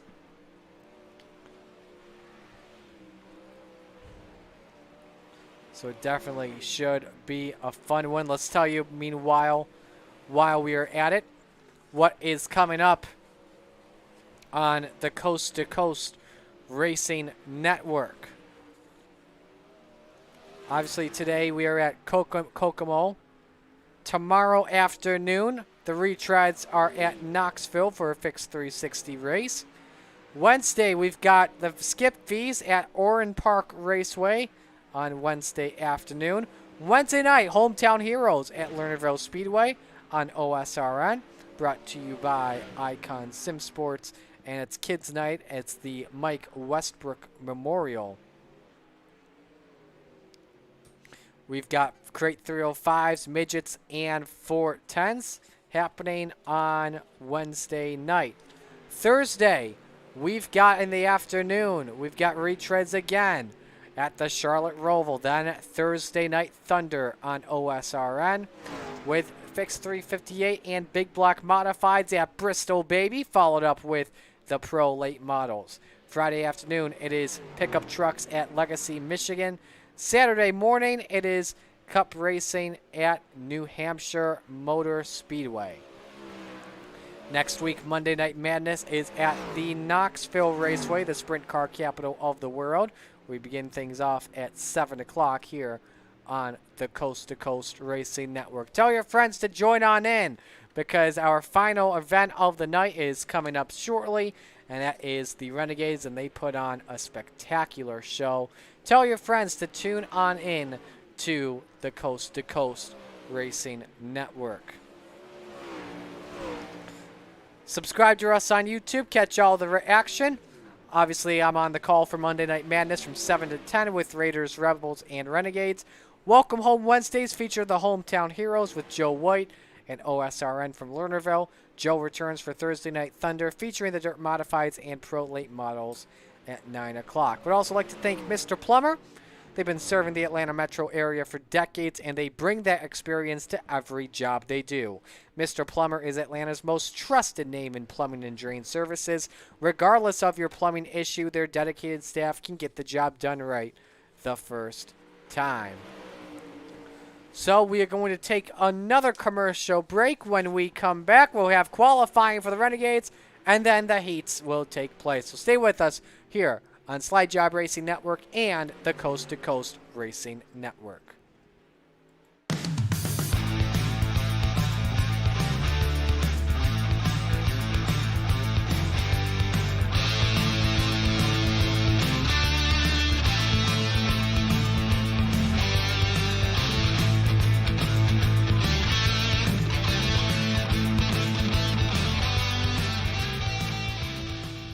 People want to have a one-stop shop.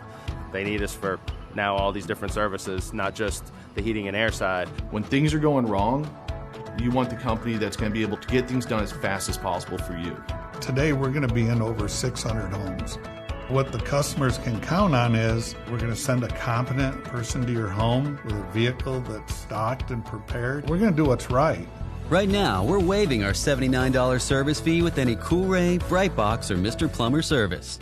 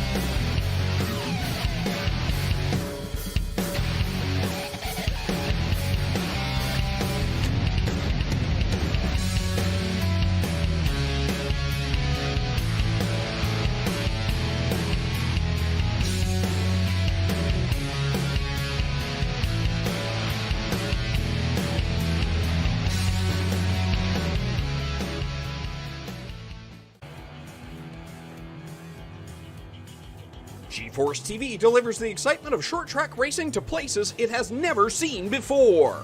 With dynamic production elements and state-of-the-art technology, G-Force TV proves what the racing community already knew. Race fans are plentiful and they are hungry for excitement. Last year, G-Force TV streamed over 250,000 hours of intense racing action for fans all around the world. Nearly 750,000 fans viewed our streams and on-demand videos. By the end of the racing season, our subscriptions rose more than 400%. What does all this mean for you and your business?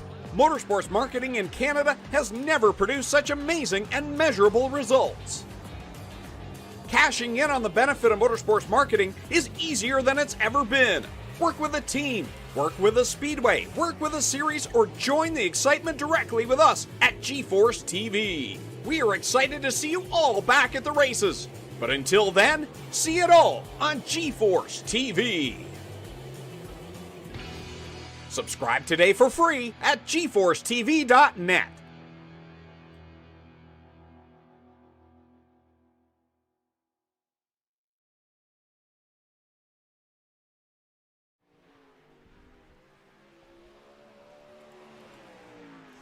And we are back at the virtual Kokomo Speedway in Kokomo, Indiana, getting ready for the A Division Renegades.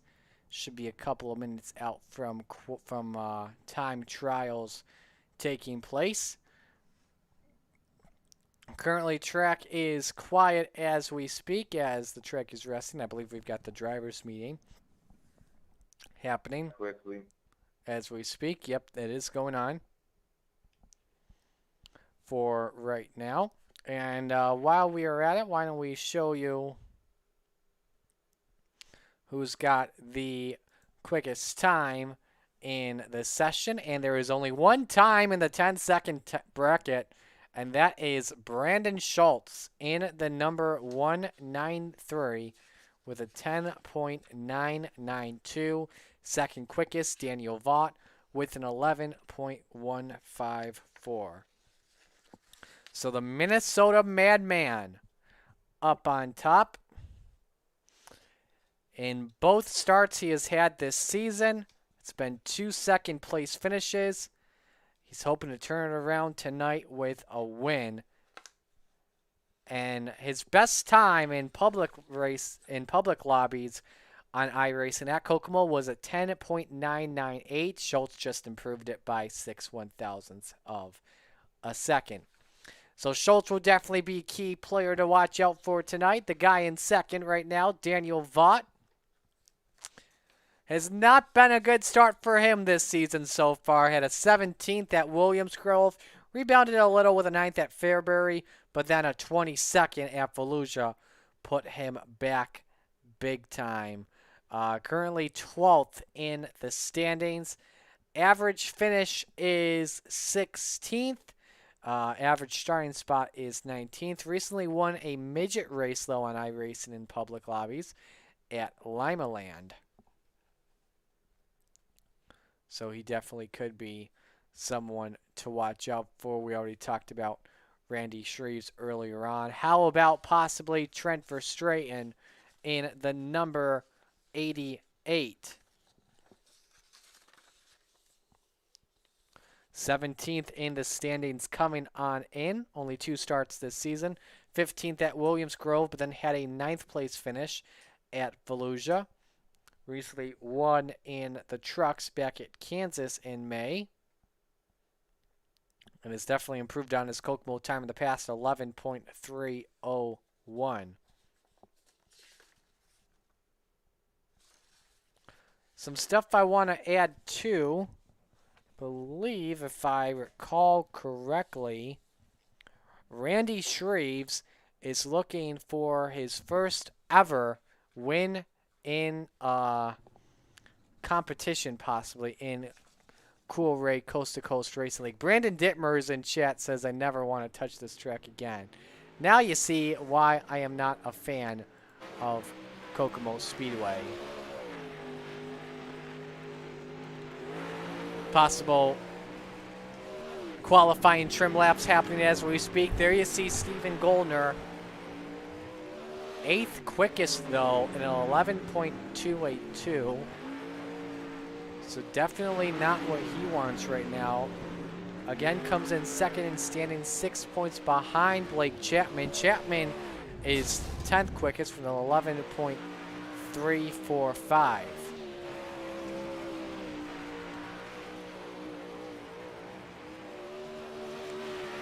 Looks like we have called it practice. Yes, we have. So let's get ready to qualify. And nice job by Goldner to hit the tire with the rear end. Qualifying again brought to you by the Pit Side Podcast. Recently on it was Tom Taylor in the number 14.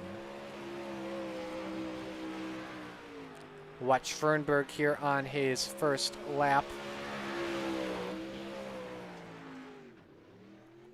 And Fernberg lost it there off of turn 2, so he's going to have to regain it. Hope for a better lap 2. That's not the start that Steven Fernberg wants. Comes in 9th in series standings, a 13.33. As Blake Chapman now quickest with an 11.11. And Fernberg improves with a 12.52. Not good qualifying from Fernberg. Let's watch Jesse Bandy in the number 57. 11.24 is quickest. Schultz the only one in the 10-second times again. 10.857. And Bandy cannot improve. 11.240. Let's go to Jeff Barker, currently 11th quickest in the 5.13 with a 12.066. It looks to improve it and goes down to 12th with an 11.967. So does improve, but not by much though. Let's watch Chad Cote in the number 11. 21.9 was his lap one time. Puts him 17th. So this we'll watch Steven Spees. 13.13, 18th quick. Steven Spees is 14th quick, 11.86. Improves 11.83, but maintains P14. John Short qualifying now in the number 51. 6th in points coming on in. Lap one time for Short, up to 5th quick, 11.31. They call him Shorty, 49 points back in the standings. Short improves it to 3rd quick, 11.166. Under a minute to go in qualifying. Still waiting for 4 drivers to qualify, but they could be done in qualifying, and I think that is the case. And the quickest in qualifying by a quarter of a second, Brandon Schultz, a 10.857 for the Minnesota Madman. And you know he's hungry for that win big time. Possibly one more lap here in qualifying. That's coming from Aiden Young in the number 61. I would assume he's only going to get one lap here. And nope, not going to make it in time. So here we go for heat race number 1, brought to you by the Empire Super Sprints. 8 drivers will line up. We are taking 4 into the feature.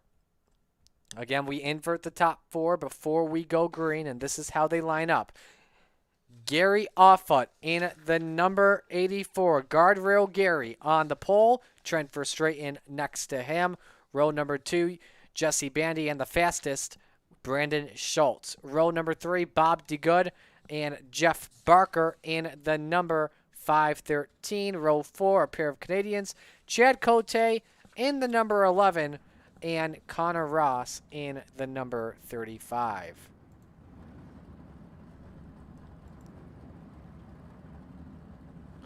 So 8 laps the distance for all the heats. If you have just joined us, we are taking the top 4 and transferring them directly to the A main following the conclusion of heats.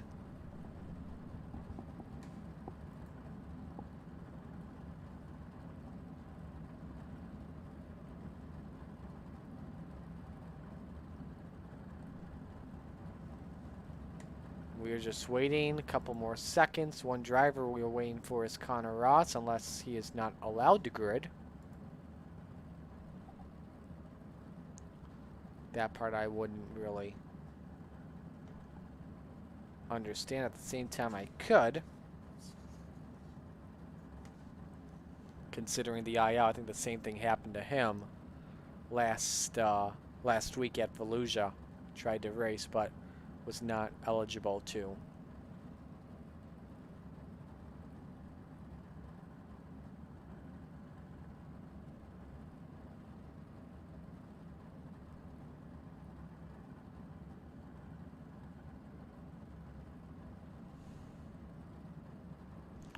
Well, looks like we are going to go here, and while we wait, meanwhile, show you the current track situation. 75 degrees is the track temp, 83 is the air temp.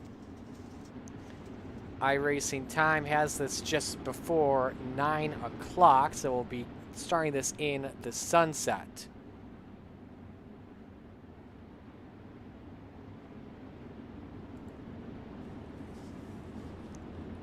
So Guardrail Gary in the number 94 from Kansas, turning 55 on July 31st. She's using a regular TV, 21st in the standings, only raced once this season. That came at Volusia. IL of 163 this season. So here we go. Pace truck in pit road, getting ready to go green for the first heat tonight for the Renegades. It's on.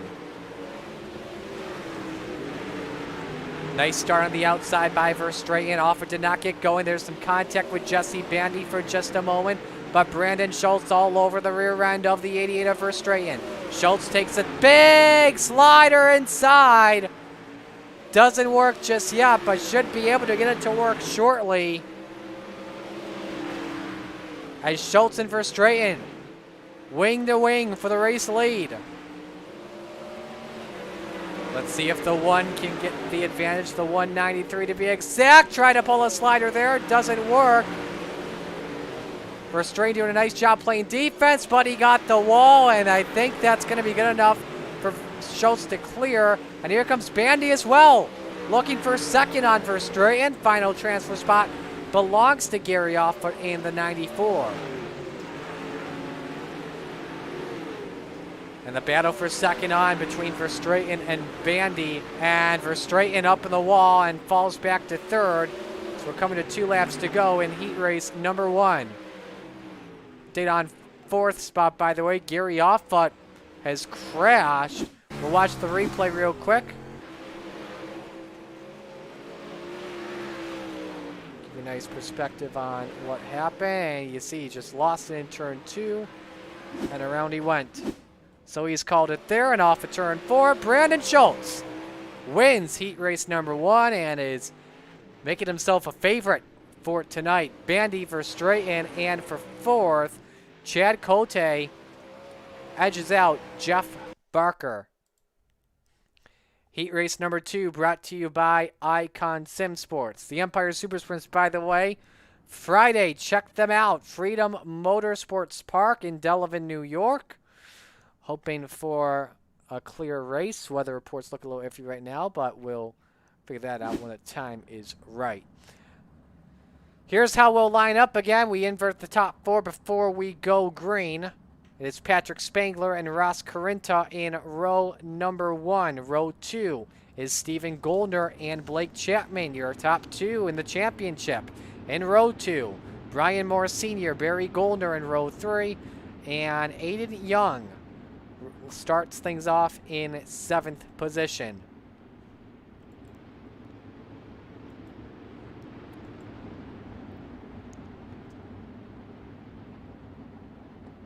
So that is how we will line things up. So Patrick Spangler in the 051. Average finish of 11th this season. IL this season at a 145. Ross Carinta in the number 10 has come close to winning at Williams Grove and Volusia this season. Could he possibly win today? We're about to find out. But first, he's got to get through heat race number 2 as we're green. And Carinta's in the wall. He falls back to 4th. And that's definitely not what he wants. Chapman and Goldner in 2nd and 3rd. Carinta takes it away, though, on the outside on that final podium spot. Goldner currently running in the 4th position. Chapman trying to get something set up on the bottom, but Spangler has a half-second lead. Carinta riding top shelf. Chapman again a lower line, now goes to the neutral groove. Goldner using the low line too. They're not rocking the cushion just yet on the outside. Don't want to get really risky just yet. First driver out is Aiden Young in the number 69. Chapman, by the way, closing in on Spangler in the battle for the lead. Corinna using the outside, trying to gain some space on Goldner and close in some ground on Chapman as we've got 3 laps to go. Coming to 2 this time in heat race number 2. And this could be a battle here, but Corinna looking at the... Oh, Corinna overshot it, and the same goes for Goldner. But ways back is Brian Moore as we're under the final lap and coming to the checker this time. Corinna giving one last gasp at it for P2, but it's Patrick Spangler that takes the win in heat race number 2. Chapman, Corinna, and Stephen Goldner transfer in directly to the A-Main. Heat 3 brought to you by the Super Dirt Car Series. Make sure you check them out on Dirt Vision or in person a week from tomorrow at the Land of Legends Raceway for the Liberty 100. And guess what? The Empire Super Sprints also joining for them. So it's a 2-for-1 double kill combo we've got. So don't miss out on that at all.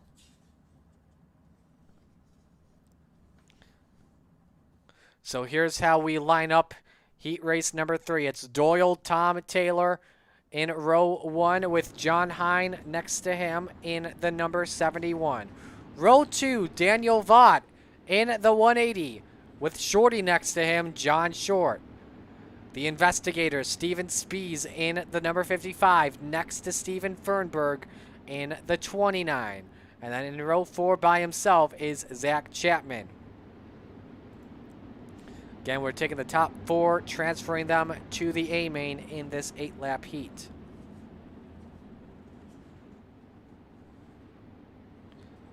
The Texas Tornado, Tom Taylor, on the pole, was on the Pit Side podcast last night, or Sunday night, I should say. Make sure you check it out once we are done here. Here we go for Heat 3.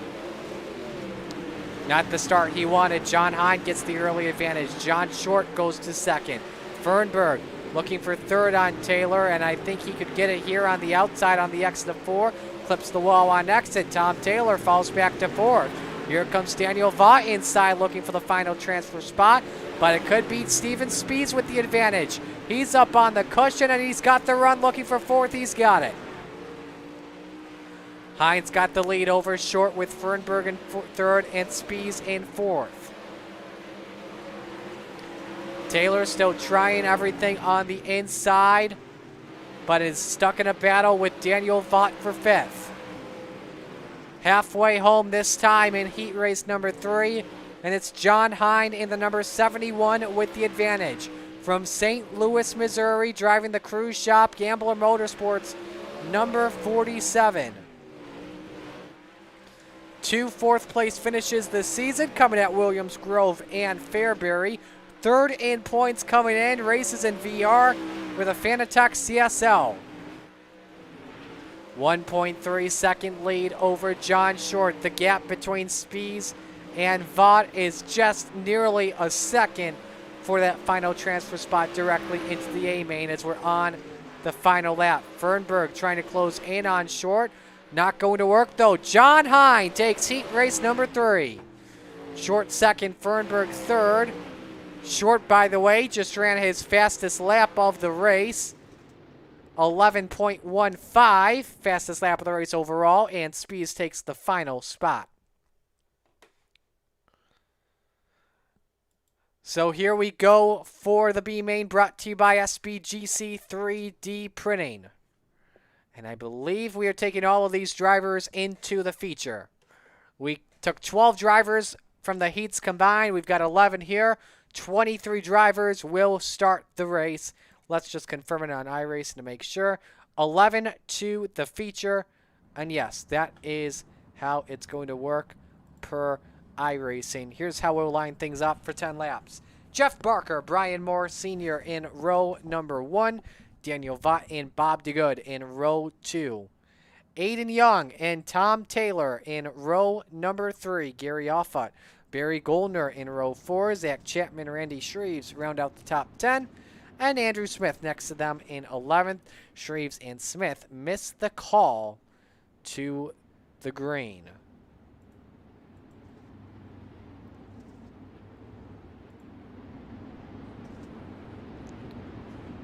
There you see Jeff Barker in the number 513, Brewerton, New York native. 18th in points coming in. Looking for his first top 10 finish of the year. Very good at dirt truck racing, like the Rallycross and Stadium Super Truck stuff.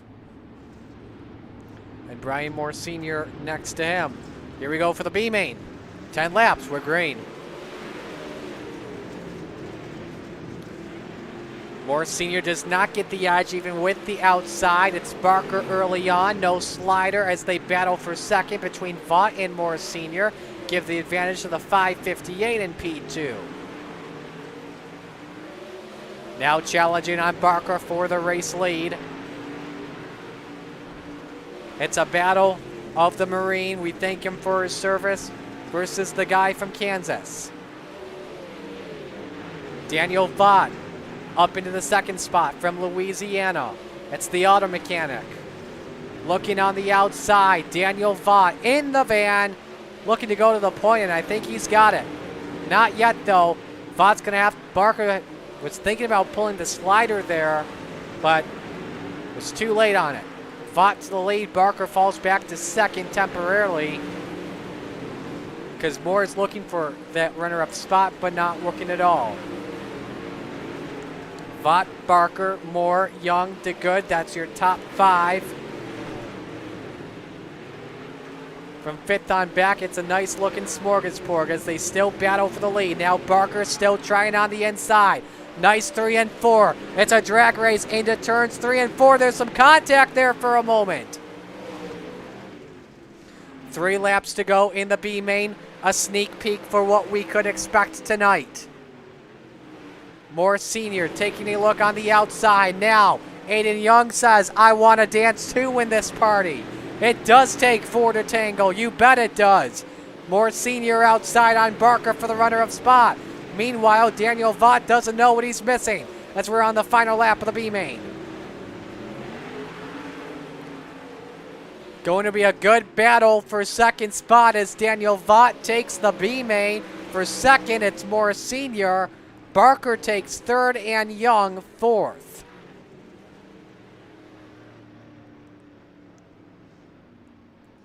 So now we will have the 5-minute warm-up. When we come back, it's the 30-lap feature tonight. Stay with us. Don't change the link.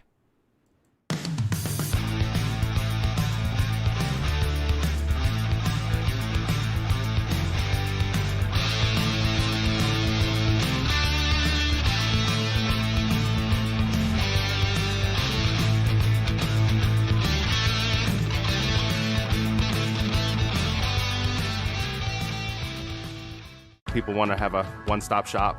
They need us for now all these different services, not just the heating and air side. When things are going wrong, you want the company that's going to be able to get things done as fast as possible for you. Today we're going to be in over 600 homes. What the customers can count on is we're going to send a competent person to your home with a vehicle that's stocked and prepared. We're going to do what's right. Right now, we're waiving our $79 service fee with any Cool-Ray, Brightbox, or Mr. Plumber service.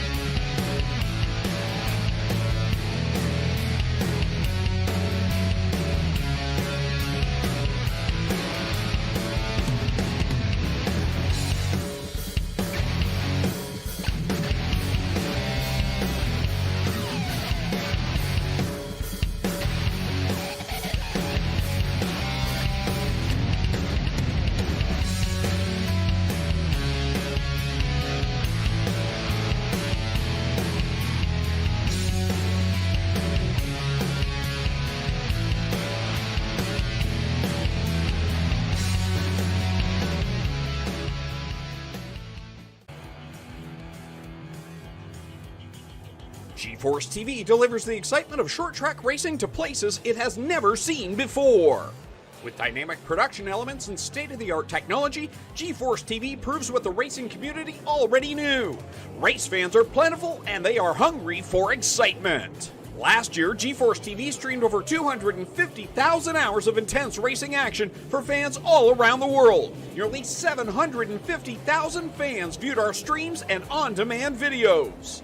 By the end of the racing season, our subscriptions rose more than 400%.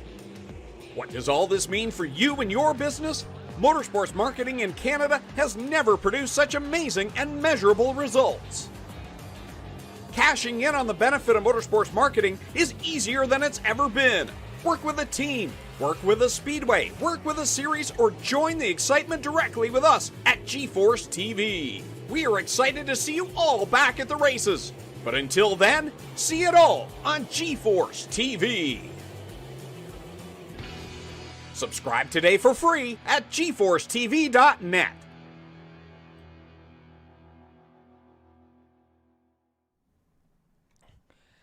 Well, ladies and gentlemen, on behalf of the Coast to Coast Racing League, Cool Ray, and all of the great sponsors and drivers out here tonight, we thank you for choosing your Monday night with us. It is now time to meet the field for the 30-lap feature for the Coast to Coast Outlaw Renegade main event. On the front row, he's been fast all week long in the number 193 from St. Paul, Minnesota, the Minnesota Madman, Brandon Schultz. And next to him in the 051 from Ohio, 7th in points, it's Patrick Spangler. Row 2, it's John Hine, Jesse Bandy. The third row, Blake Chapman and Shorty John Short. Row number 4 from Canada, Trent Verstraeten and Ross Carinta. Rounding out the top 10, Stephen Fernberg and Chad Cote. Stephen Goldner battling in points with Blake Chapman inside on row 6 next to the investigator Steven Spees. Row 7, Daniel Vaught, Brian Moore Sr. Row 8, it is Jeff Barker and Aiden Young. Row number 9, guardrail Gary Offut and Zach Chapman. Row 10, the Texas Tornado Tom Taylor and Barry Goldner. Row 11, Bob DeGood, Randy Shreves, and Andrew Smith. We'll actually have 21 drivers taking the field for the 30-lap feature. Caution laps do not count in this 30-lap feature. 1 to go until we get the green flag. Brandon Schultz looking for that first win, second many times this season, but looking for the win tonight.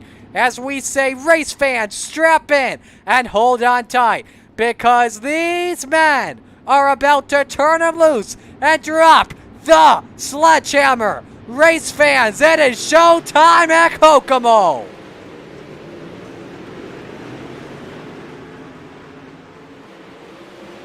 What a quick start from Brandon Schultz. Patrick Spangler second. Jesse Bandy up to third on the outside. Now he's got second. Side by side for fourth behind them, as that is Short in fourth position. Now looking for third on Patrick Spangler, and he's got it.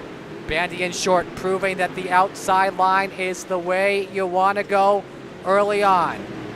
Look at the 30 of Stephen Goldner all the way to the inside on Spangler, running all over his left rear Hoosier as we're 3 wide off of turn 4. Blake Chapman in that mix-up too, as the battle for second is on. Jesse Bandy up to the runner-up spot. John Short slams the door on Stephen Goldner, but Goldner takes third spot away.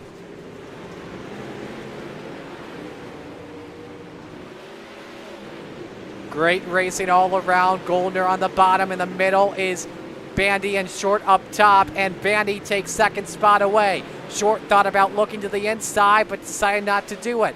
As Goldner, your runner-up in points coming on in. Blake Chapman, currently 6th. Advantage going to Stephen Goldner early on here towards the championship. Now can Goldner try and clear Jesse Bandy? Yes, he can. He's got it, but he's got some fighting to do from 11th position he started in, as now Bandy and Short battle for third on the track. Goldner's got a lot of fighting to do because Brandon Schultz has over a 1.5 second lead over Steven Goldner. And there you see Schultz in the number 1, rocking the inside. And he is approaching some lap traffic, by the way. I believe that's Bob DeGood and Barry Goldner. So has to be careful on that for just a little bit. Change for 6th spot on track. Ross Corinna getting by Blake Chapman. That's going to help out Steven Goldner big time. And Chapman losing more time. Back to 9th he goes. As Verstraeten and Spies battle for 7th.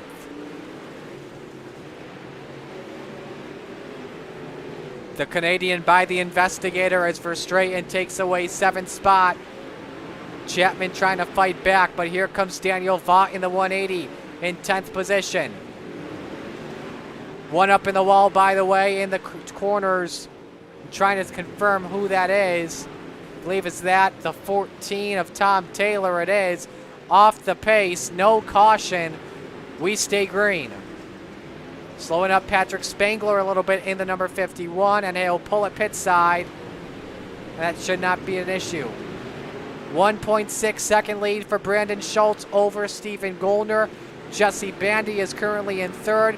John Short runs in 4th. Patrick Spangler 5th. Ross Corinta is in 6th. And that's the best battle on track. Biggest mover of the race so far, Steven Goldner from 11th spot up to 2nd. 16 down, 14 to go here at Kokomo in the Renegades feature tonight. Let's see if Verstraeten thinks about looking down to the inside. Tries to take a peek underneath, but nothing showing as Corinna holds serve. Corinna in that number 010, 15th in the standings. As for Verstraeten, 17th. They need some good days, and right now they're showing it. 6th and 7th spot as we speak. Patrick Spangler currently in 5th position as Schultz continues to lead. He's got 13 drivers on the lead lap and is making that low line look easy. It's been very tough to make passes on the low line. The high side has really been the place to be, but right now he is getting it to work. 10 laps to go for the 193. Goldner remains in 2nd. This is a great point state for him as Blake Chapman has fallen back to 13th position. So Goldner likely the new points leader by the end of the day. There are your top 2 in points in 1 camera shot. Change for 2nd, by the way. Goldner able to get by Jesse Bandy. Bandy with issues on the high side, overcooking on the cushion and scraping the wall. Now our back marker separating 2nd from 3rd. Bandy gets by with no issues. There's John Short still in 4th. Patrick Spangler in 5th. This time by will be 5 laps to go as they continue to duke it out for 2nd spot. Bandy trying to get that high side to work. A lap car in the way of Steven Goldner, now in the way of Bandy. And Bandy should have it easily on the top shelf. They're going to split, I think, Aiden Young in the 69, and it is.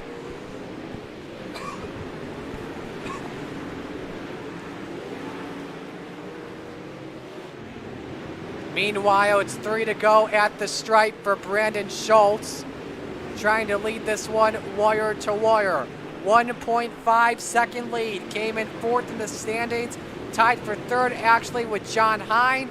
He'll break the tie, no question about it, as long as he keeps this performance up. And this time by Brandon Schultz will see the white flag. There it is. 1 lap to go at Kokomo. He's been fast in practice, fast in qualifying, fast in heats. The only one to be in the 10-second lap times. 2nd place, no more. Checkers are out. Brandon Schultz win 1 in the Renegades this season. Bandy 2nd and Steven Goldner 3rd. And give it up for these drivers, ladies and gentlemen, because that feature was caution-free.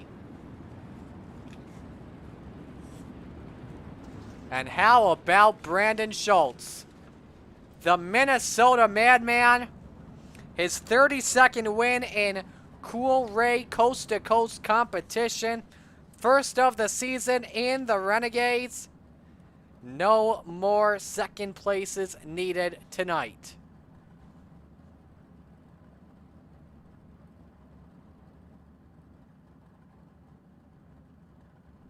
So we will, as the fireworks light up the sky, we will talk with Brandon Schultz here in just a moment.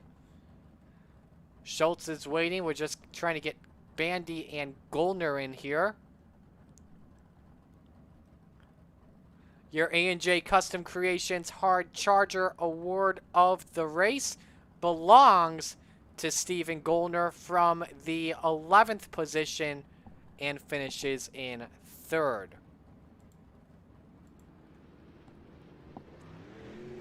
And I believe we've got them all in, and we do. We'll start by talking with our 3rd place finisher and your points leader now after tonight, Stephen Goldner. Stephen, you got a copy? It's Marty in the booth.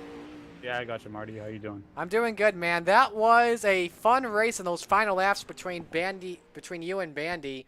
Just first off, what's that mindset like when you've got a long green flag run like that?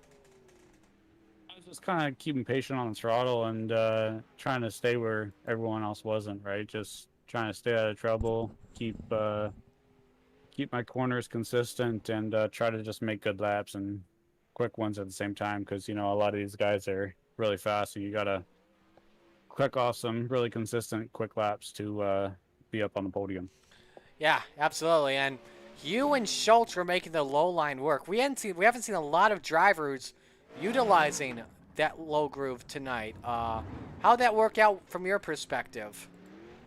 It was good. I mean, we moved it up really quickly and kind of stayed close to Brennan, but didn't really have, I guess, the laps for me to run on the bottom. I wasn't super consistent. I was struggling really bad in 3 and 4. I kind of wanted to move up to the middle where Jesse was running, but at the same time, you know, I got to that position with running the bottom, so I was kind of committed, I guess you could say, because it got me that far. You know, I started, I think, 11th, and we were up to P2 within, I think, 5 laps, so we were just trying to do what was working, and I think Jesse was hitting on something there good in 3 and 4. Absolutely. Who you want to thank tonight? Sponsors, crew? Yeah, I got to thank all the Bandy Built guys who went top 3. That's pretty cool for us. Wegman Brothers, Follow.com, Velocity Race Designs, Dirt Doctor Trucking, Fits Perfect Photography, ABR Setup Shops, you guys for the broadcast, Roger, and all the sponsors on the league. Nice run tonight, Stephen. Congrats. Thanks a lot. That is Stephen Goldner, your new points leader. And something else I will add too, just coming in through my messages. Because this was a caution-free race, the Renegades will have a draw for $10 in iRacing credit. So stay tuned to the Coast to Coast Racing League Facebook page on who that could possibly be. Let's talk with the guy that finished in 2nd spot, Jesse Bandy. Jesse, Marty up in the booth. You got a copy? I do, sir. Just walk us through your race as a whole. I mean, it was pretty quiet to talk about. I mean, caution-free, 30 laps. You're running near the front. Great performance for you tonight. Yeah, thank you. I started outside 2nd row, so that definitely helped. Just trying to figure out where to run. Couldn't tell if it was going to be up top early on and if it was going to be down on the bottom there. So that was the biggest thing, is just trying to figure out where to run. Yeah, definitely, without question. How was the high side for you? I know that Schultz and Goldner were running the bottom, your teammates, but the top side was really a popular side, the popular line to choose from tonight. Yeah, we had talked about it there right before we gridded, and they had mentioned they were going to run the bottom, and so I figured, well, no need to follow them guys. I might as well go up top, so that's where I like to be anyways. It's kind of my comfort zone. Who you want? Yeah. Who you want to give thanks to tonight? Wegman Brothers, Bio.com, Dirt Doctor Trucking, everybody at Bandy Built. We just have such a solid team. It's a good group of guys. We enjoy it. It's a good thing we got going. Really enjoy everybody on the team. Definitely. Great run tonight, man. Hey, thank you, sir. Appreciate you. That's Jesse Bandy, who comes home in the second position. And now, ladies and gentlemen, it's time to head to Cool Ray Victory Lane. Cool Ray, obviously, our title sponsor of the Coast to Coast Racing League. And second place, no more. This guy finally has a win in the Renegades this season. Brandon Schultz, flawless performance from you tonight. The mic is all yours, man. Congratulations. Thanks, buddy. Yeah, car was pretty good tonight. Last season, or I think last year when I raced here, the bottom held up a little bit better in 3 and 4. As the night went on, people were really hitting that bottom and tearing it up, which is fine. But it was just getting super tight down there next to the tires and the grass, and there was quite a few times that I really missed it hard. So yeah, it was definitely a fun race. Good to see it go caution free, and for the BBR guys 1, 2, and 3. So that's awesome. What's your mindset like as the leader when we've got a race like this that is going caution free? Just hopefully we don't get another, or just don't get a caution, because I really think if we would have got a caution, I know that middle was coming in really good in 3 and 4, and Jesse was he was pretty quick all night long. So I think if we would have got a caution late race, it would have been pretty close at the end. But I think he might have got me. Next week, what's the outlook like for Knoxville? Personally, I'm just glad to get away from these small tracks. They do produce good racing sometimes, but it's just be something nice to finally get to go back to a big track where you don't have to be maybe as consistent, and you can really get up on the cushion and run hard. So, which I'm definitely more of a top guy, so really looking forward to that. Finally, tell me about the sponsors you got. Who else you want to thank tonight? Yeah, I just got to thank all the guys at Bandy Built Racing. Bunch of great teammates. Without them, I probably wouldn't be here. So, got to thank all those guys. Got to thank Velocity. Ross does awesome work keeping the car looking great. ABR Setup Shop. Alex builds some of the best sets out there, if not the best. Got to thank BuyOil.com, Wegman Brothers, Fits Perfect Photography, Dirt Doctor Trucking, and Roger for the league, and you for putting on an awesome broadcast. Congratulations on the win, Brandon. Thanks, buddy. Brandon Schultz takes it home tonight. Some fun facts for those keeping stats at home. That is his 32nd win for the Minnesota Madman in Coast to Coast Racing competition. 58th top 5, his 60th top 10, and the average finish will definitely be greater than second. I'd probably say, what, like 1.66 now? I don't know. I don't keep the stats here. I'm just the commentator. Here are your official results from tonight's event at Kokomo for the Renegades.